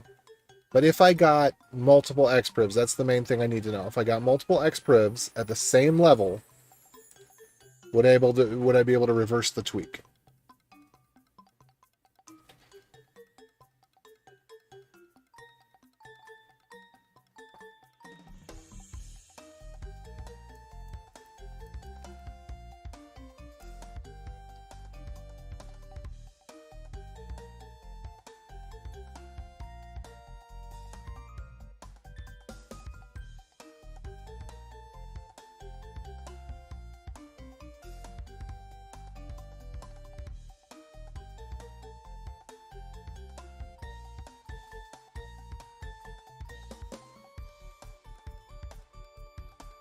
Okay.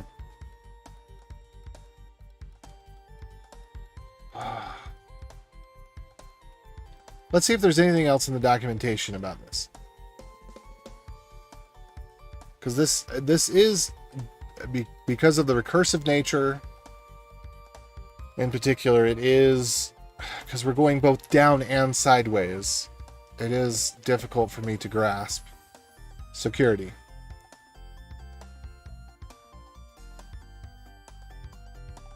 Given a public key K, attacker cannot... Okay.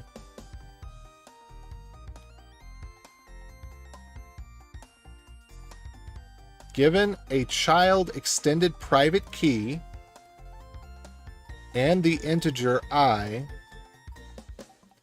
an attacker cannot find the parent private key more efficiently than brute force. Okay. So that should be saying that it can't find siblings.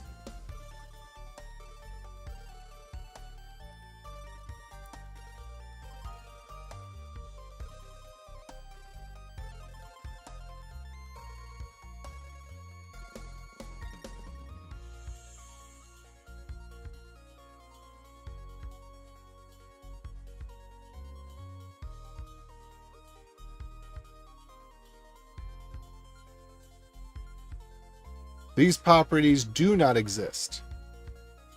So these are not true. So we have to invert them. Given a parent extended public key and a child public key, it is easy to find I.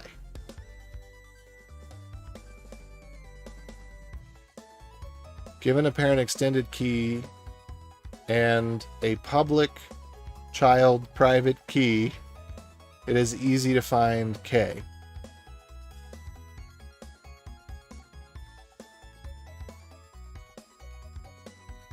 Okay. So this is telling me right here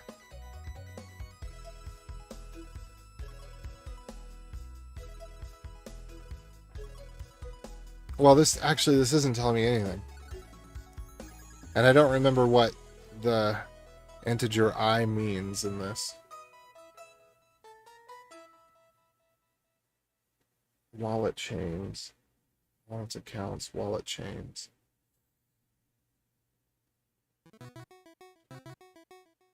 Seed node.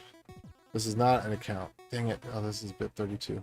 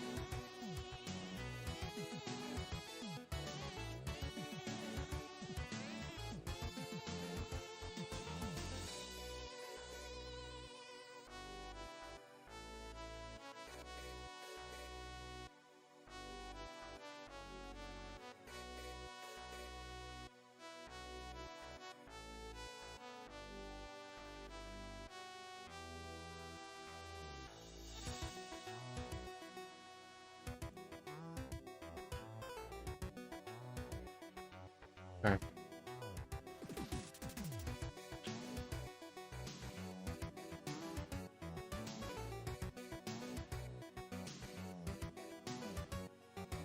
All right, this is what I want right here.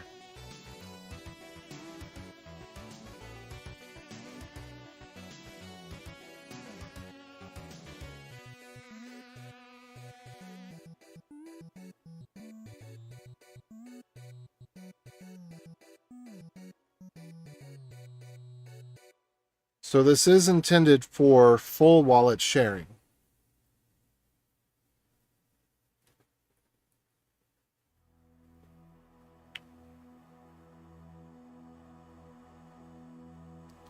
Oh, but this is at the M level. I'm not actually quite sure what this is saying. M?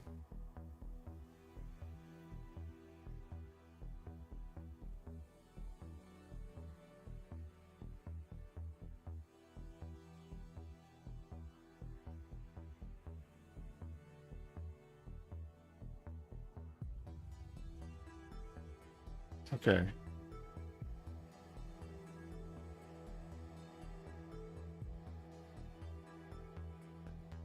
And these are the test vectors. Pretty sure these are the ones that are being used. If I just were to take this, just probably... that.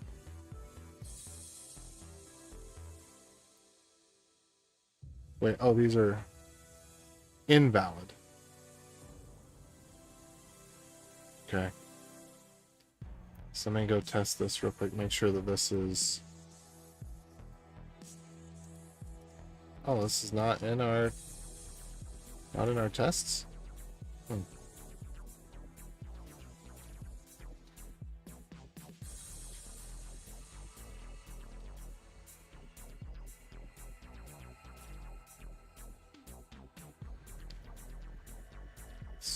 Let's try this one.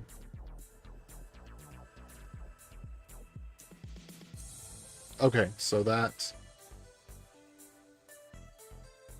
test vectors 1 and maybe 2 are in here. Alright, test vectors 1 and 2.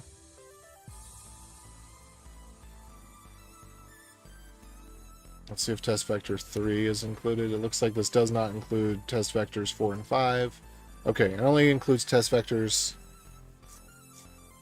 1 and 2.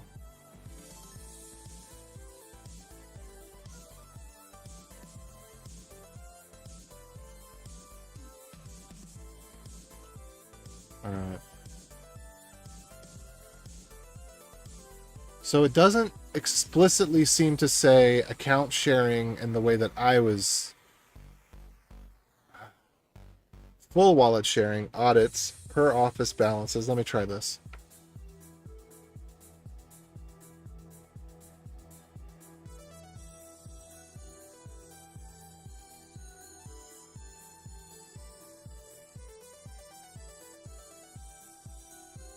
This looks like what I'm saying.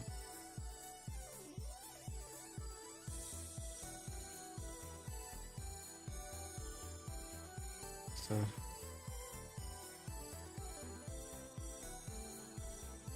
okay.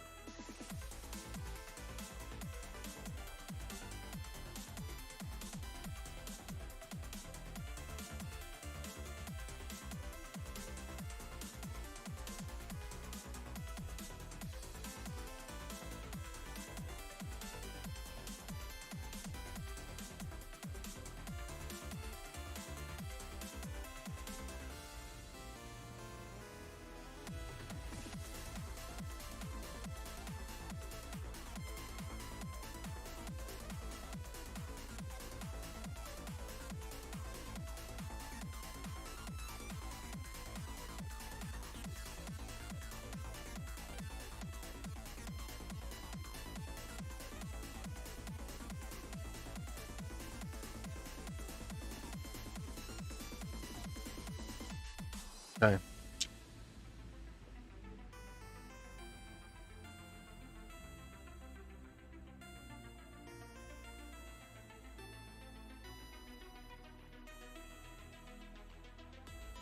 Yeah.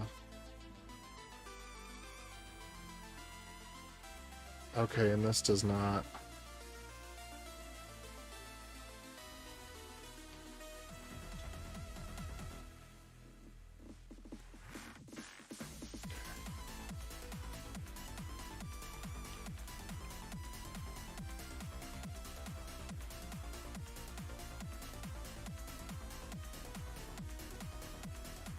Okay. So want to look at this code one more time, but we've got the answer in the use cases section. It explicitly outlines the sub-organization is basically explains this use case. But let's just look at the code one more time.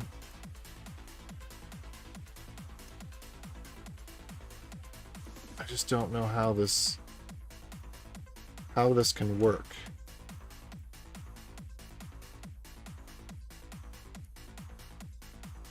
Because I'm going to derive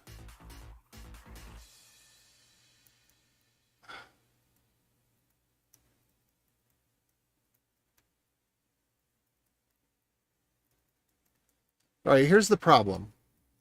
Oh, no. Okay, the index is always set no matter what. It's the first bit set uint32. Wait, I'm confused. Is this extraneous? So private key, public key, set at 1. Oh, that's not the index. Okay, got it. All right. I understand now. I was getting confused by this line, thinking that this was setting the index to 0. I don't know why. My brain was reading it wrong. The index is always set as part of this buffer that comes after the key size. So it's going to be the key and then the index. So rather than indexed key, well, yeah, I think that's the better way to call it. Because if it's keyed index, it doesn't quite... That sounds different. That doesn't sound like it's describing what it's actually doing. In some ways, the name would be better to call it keyed index, but holy shiznizzles, it is 86 degrees in here.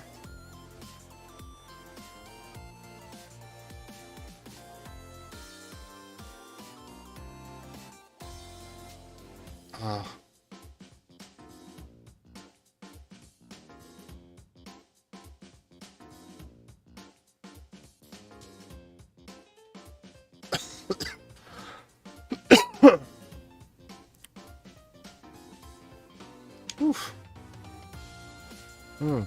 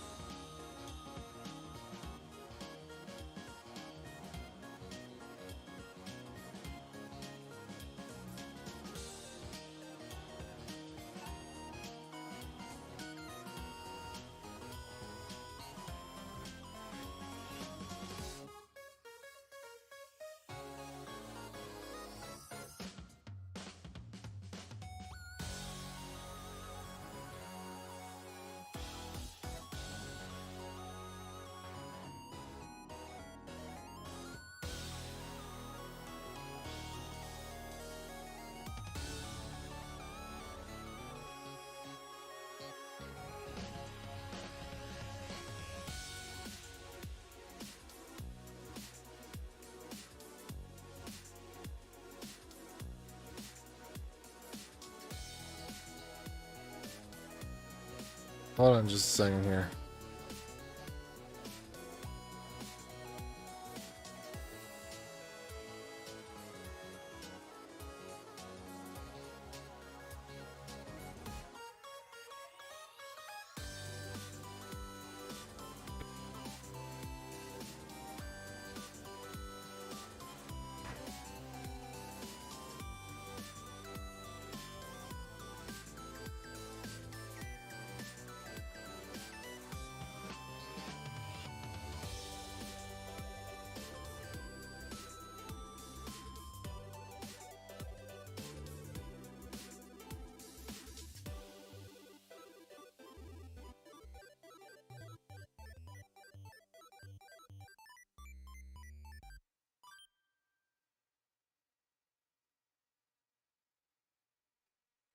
Okay.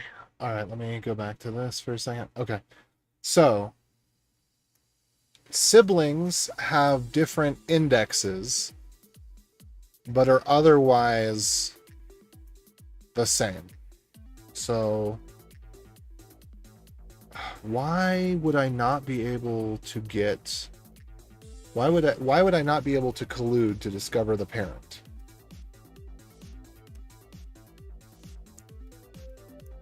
Okay, so this one's got an index, the other one's got a different index, so they both have different indexes.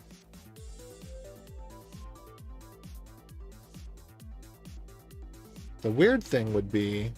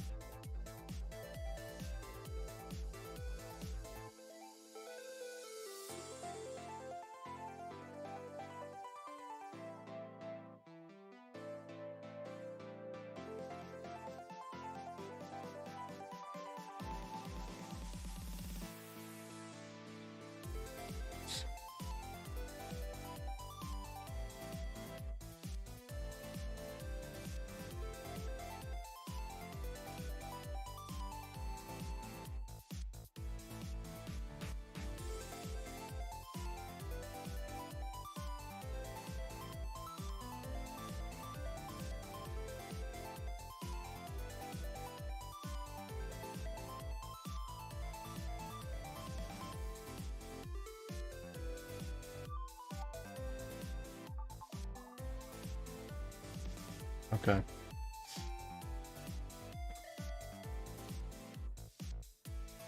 Alright, so chain code goes in, and that's what... all siblings have the same chain code, but they have different indexes. So chain code goes in, siblings have different chain codes. So if we know the parent chain code... yeah, I think that this is...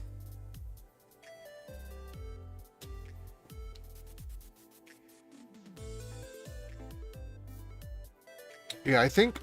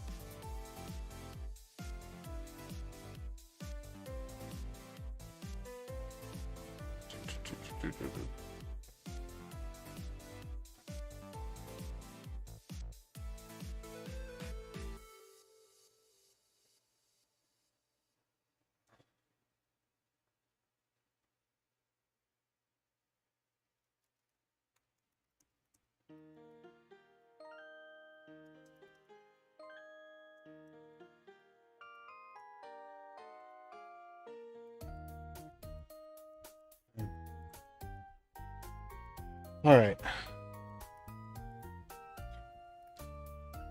So the other question is, could I guess the index? The index is totally guessable because you brute force the index. The index is just going to be, it's not going to be more than 1,000. So if you know the chain code and the index,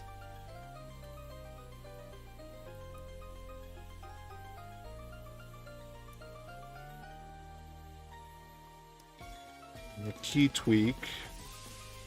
So if then you know, yeah, if you know the chain code and the index. All right, let me put this.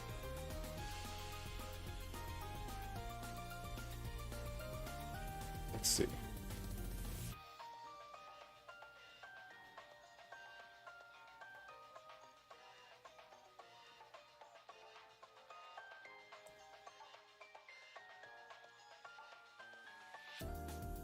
All right.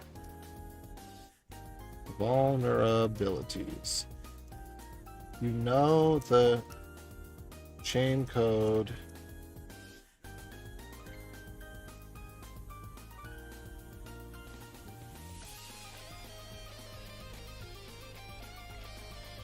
and the index, then you know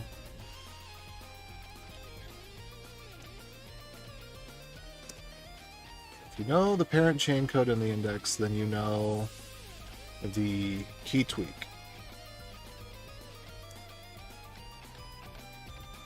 If you know the parent chain code, yeah, there we go.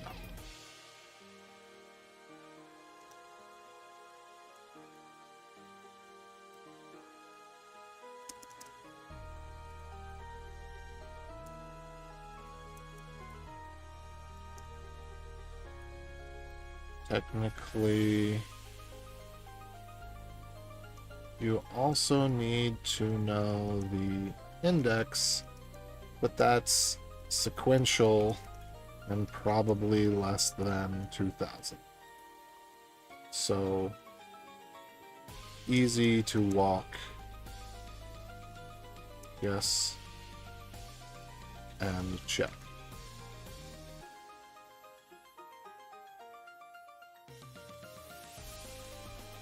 And any child private key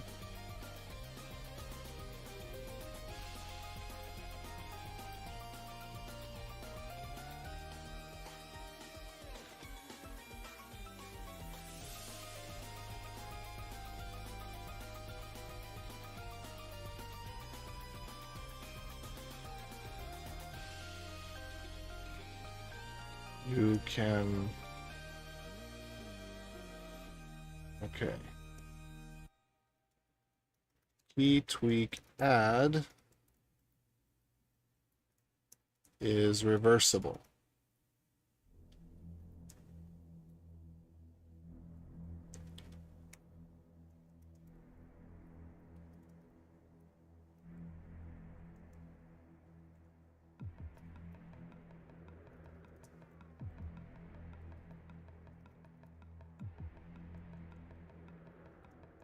Are reversible.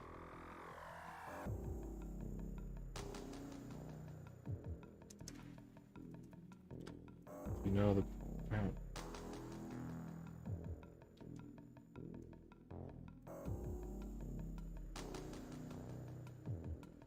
if you know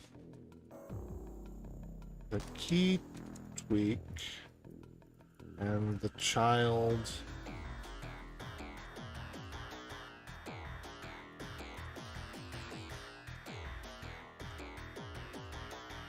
know the parent private key.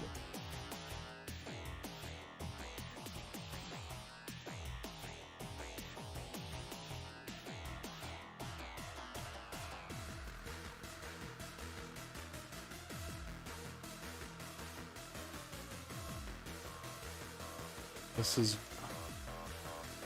all right. Gosh, this makes it so much easier to think about.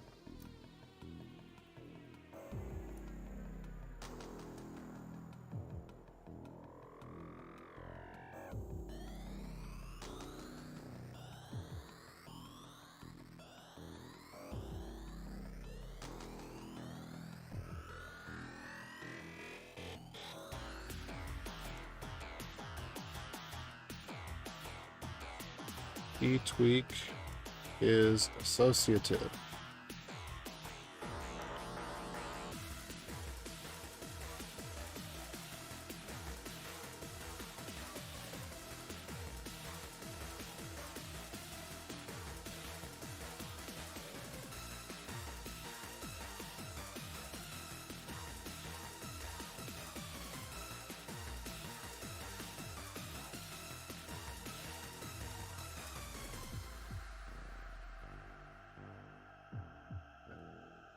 Addition to a private key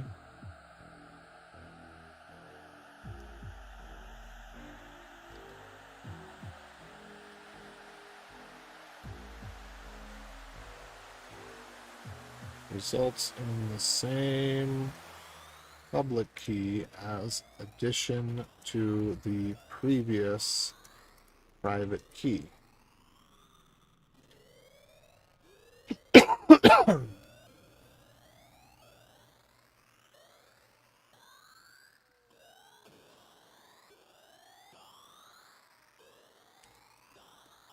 All right, that's it.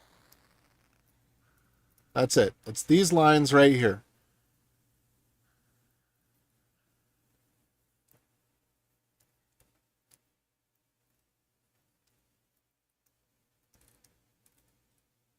That's all you need to know.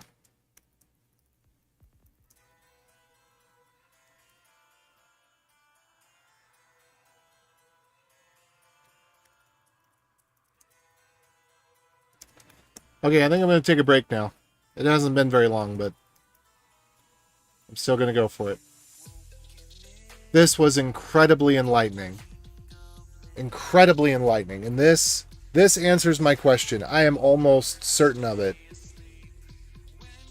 I can't see any other way for this to be. If you know a parent chain code and something private about a child, you know the but does this go to the grandparent? I don't think it goes to the grandparent because you don't know the key tweak.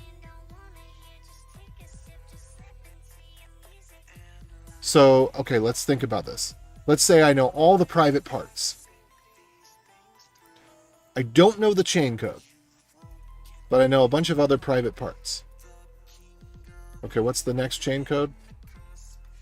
Next chain code is a hash. Yeah, so I can't reverse the previous chain code. I can gain access to the parent's private key, but I can't gain access to the grandparent because I don't know the key tweak, and the key tweak is so big, the key tweak is 256 bits. So I can take any private key and I can tweak it, and I can get a new private key. Oh, sorry, not 32, 256 bits. So if I had 2 billion private keys, if I had access, so here's the thing though. If you had a sufficient number of private keys, could you deduce the chain code? No, you can't deduce the chain code because it's hashed. So no matter how many private keys you have, you can never get the grandparent. I feel confident in that. But if you have any private keys, you can get the parent. With the chain code.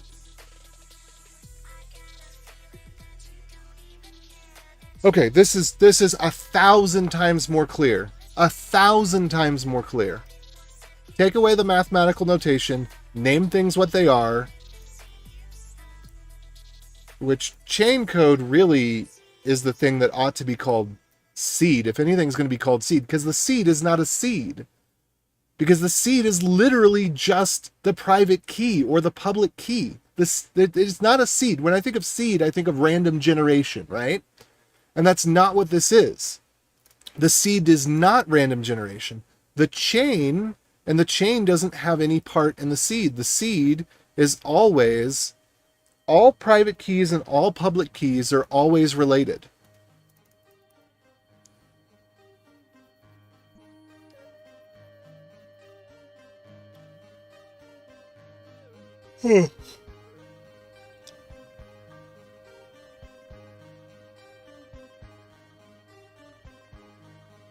Because the only thing that's a seed, which is not really a seed, it's just... if I was going to rename this, I would not name it seed.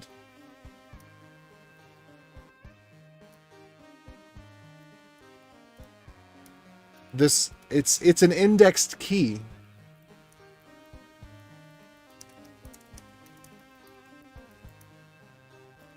But calling it seed is...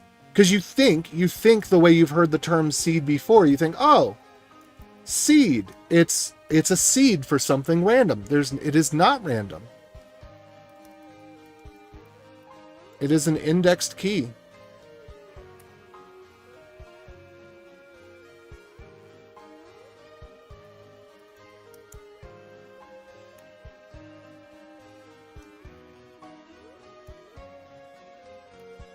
And it's probably mistakenly called seed just because originally it comes from the seed, but you're not generating a new seed. It's like I said, it's not like random generation.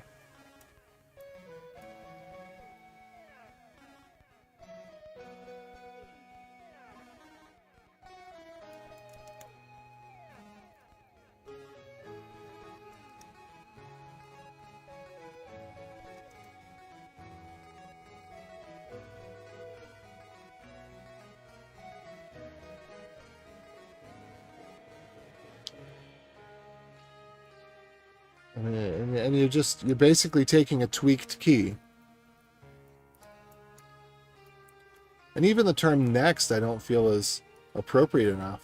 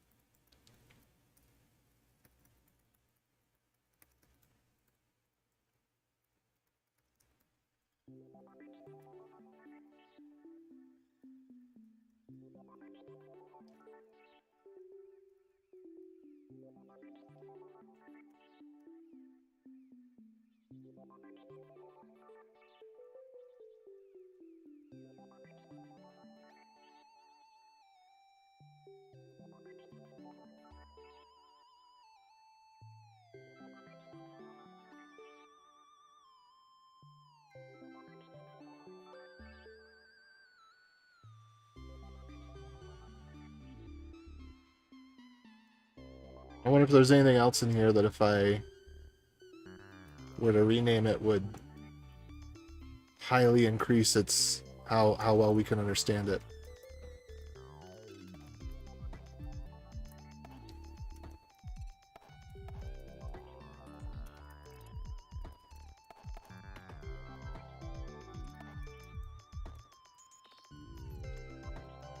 This is good.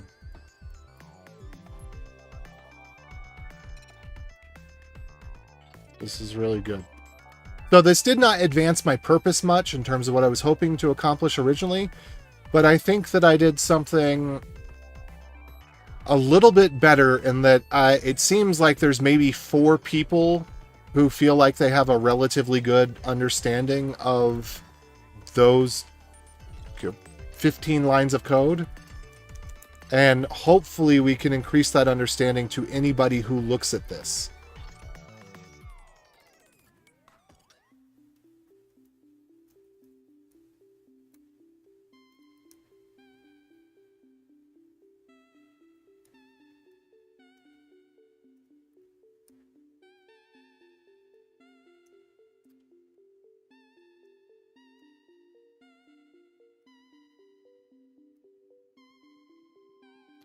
Okay, so there is one, let's see, public key tweak add.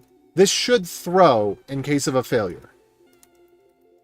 That's my one concern, is can this fail? Because it is possible that you could create a public key for which you can't create a private key, but hopefully you don't give out a public key if you haven't tested that you can create the private key, and ultimately in software that's going to happen. So, okay, there we go.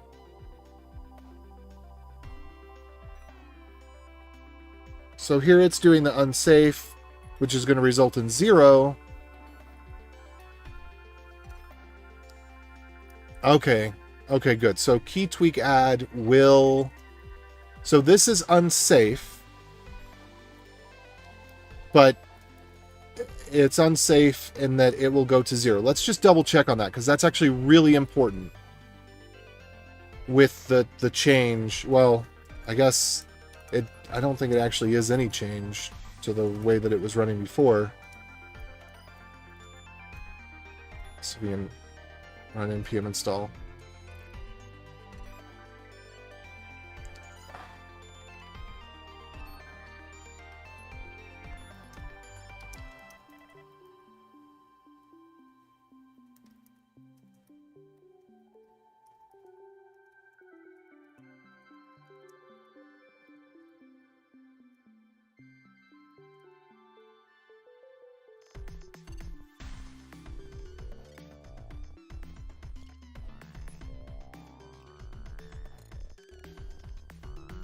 Come on.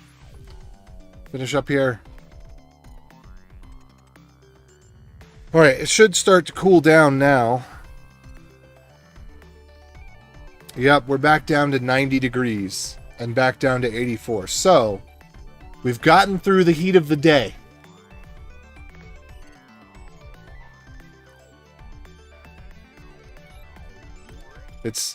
I'm pretty sure it was up at, it was up at 86 degrees.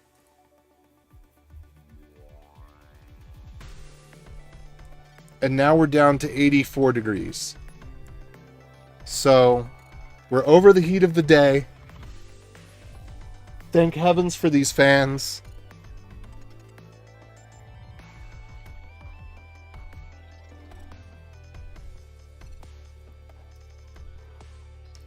Wow, is this stream really that bad? I'm losing 50% of my frames? Wow. I can't wait to go back and watch a piece of this.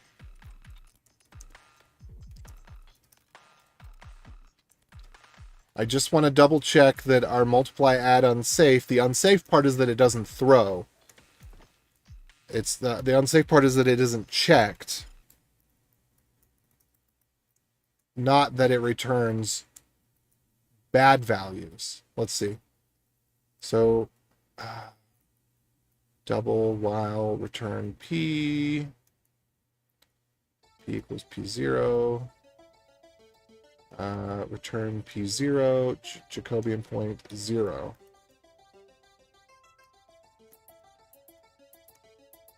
Jacobian point.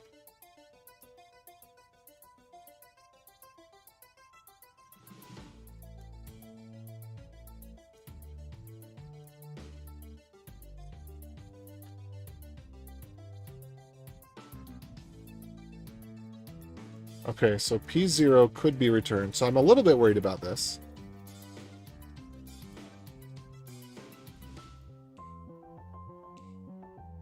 Oh, wait, is it this one right here?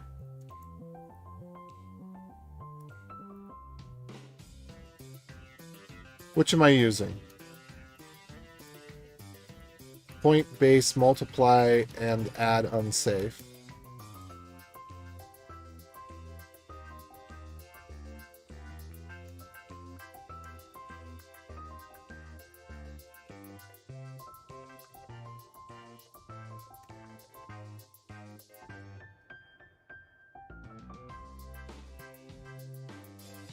Okay. Okay. Alright, it's got... Yes. Alright, I'm going to trust this on the basis that this is how it's done in the original code. Okay, so I believe that it's called unsafe because it could, instead of throwing, it could return a null value, but you check for the null value and then you throw. Got it. Okay, so this is good. Nothing wrong here. All right, so from the top to the bottom, let's look for any unfamiliar words, things that look like mathematical notation, encode, normalize, mod. That's all encapsulated.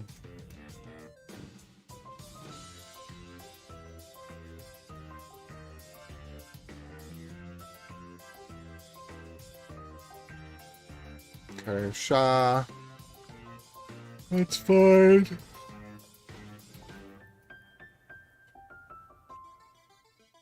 I really don't understand the... Oh, well, it's because of the whole public part, yeah. So the hardened one, it seems like it should have just been hashed. Because theoretically, if you had enough private keys, you could determine... that the problem is that you don't know what the tweak is, but if you had lots and lots and lots and lots and lots of private keys, billions might not be enough. I don't know how far you'd have to go, but if you had billions of private keys,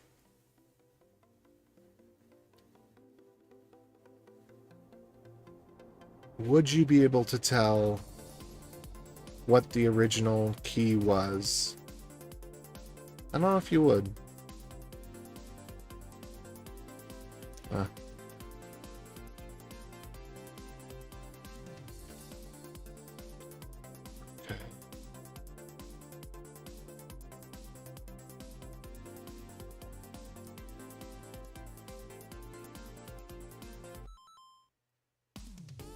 Chain code is so weird because the chain code is actually the only thing that's random. So when I think of chain code, so this would be like the chain key. Because chain code sounds like it's in a chain. But it's not. Well, it is in that it's a hash of a hash of a hash of a hash of a hash, and that way it's a chain. But the chain is the only thing that's actually random. The rest of it is all very straightforwardly calculated. Yeah, derived child. Hardened.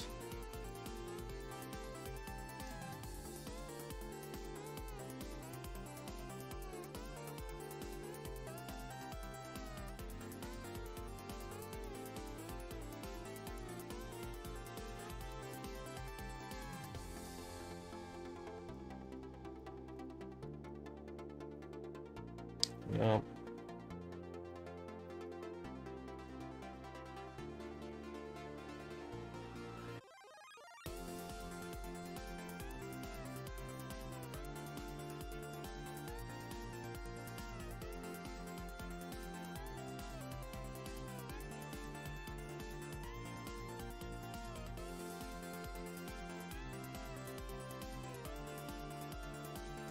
Okay, all the rest of this is actually fairly straightforward.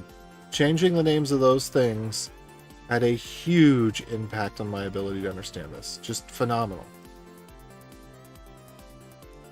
And understanding that that it's associative. That is a huge, huge point.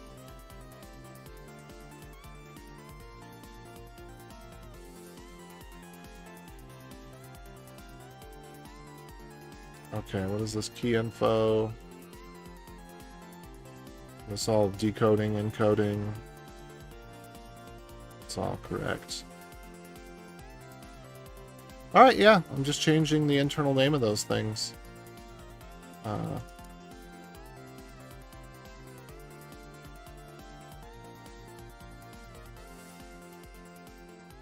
It's HD derive helper.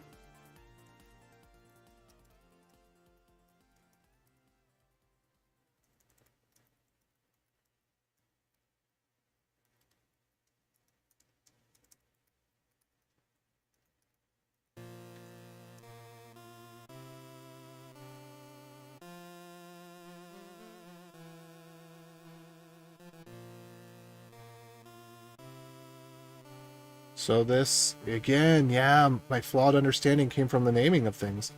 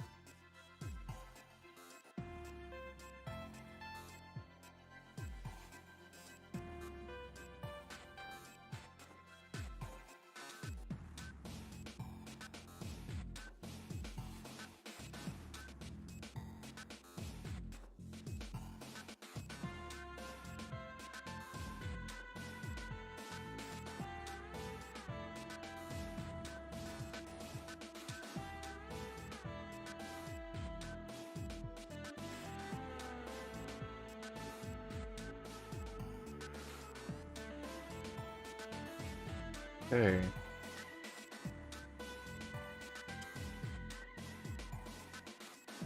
This addresses.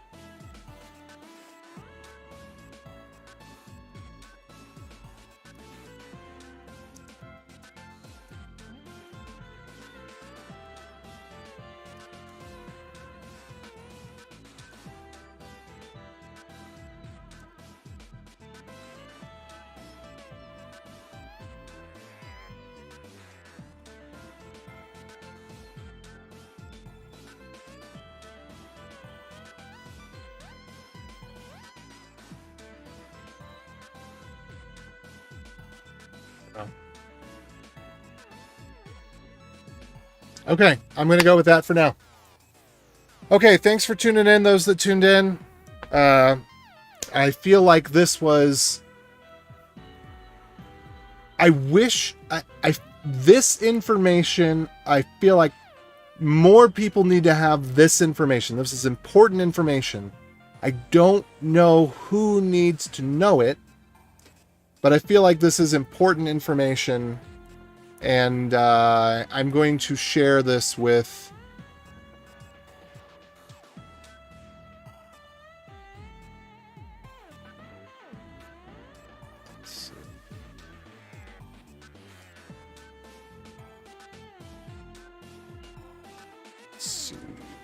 I'm gonna share this with Will and JoJo.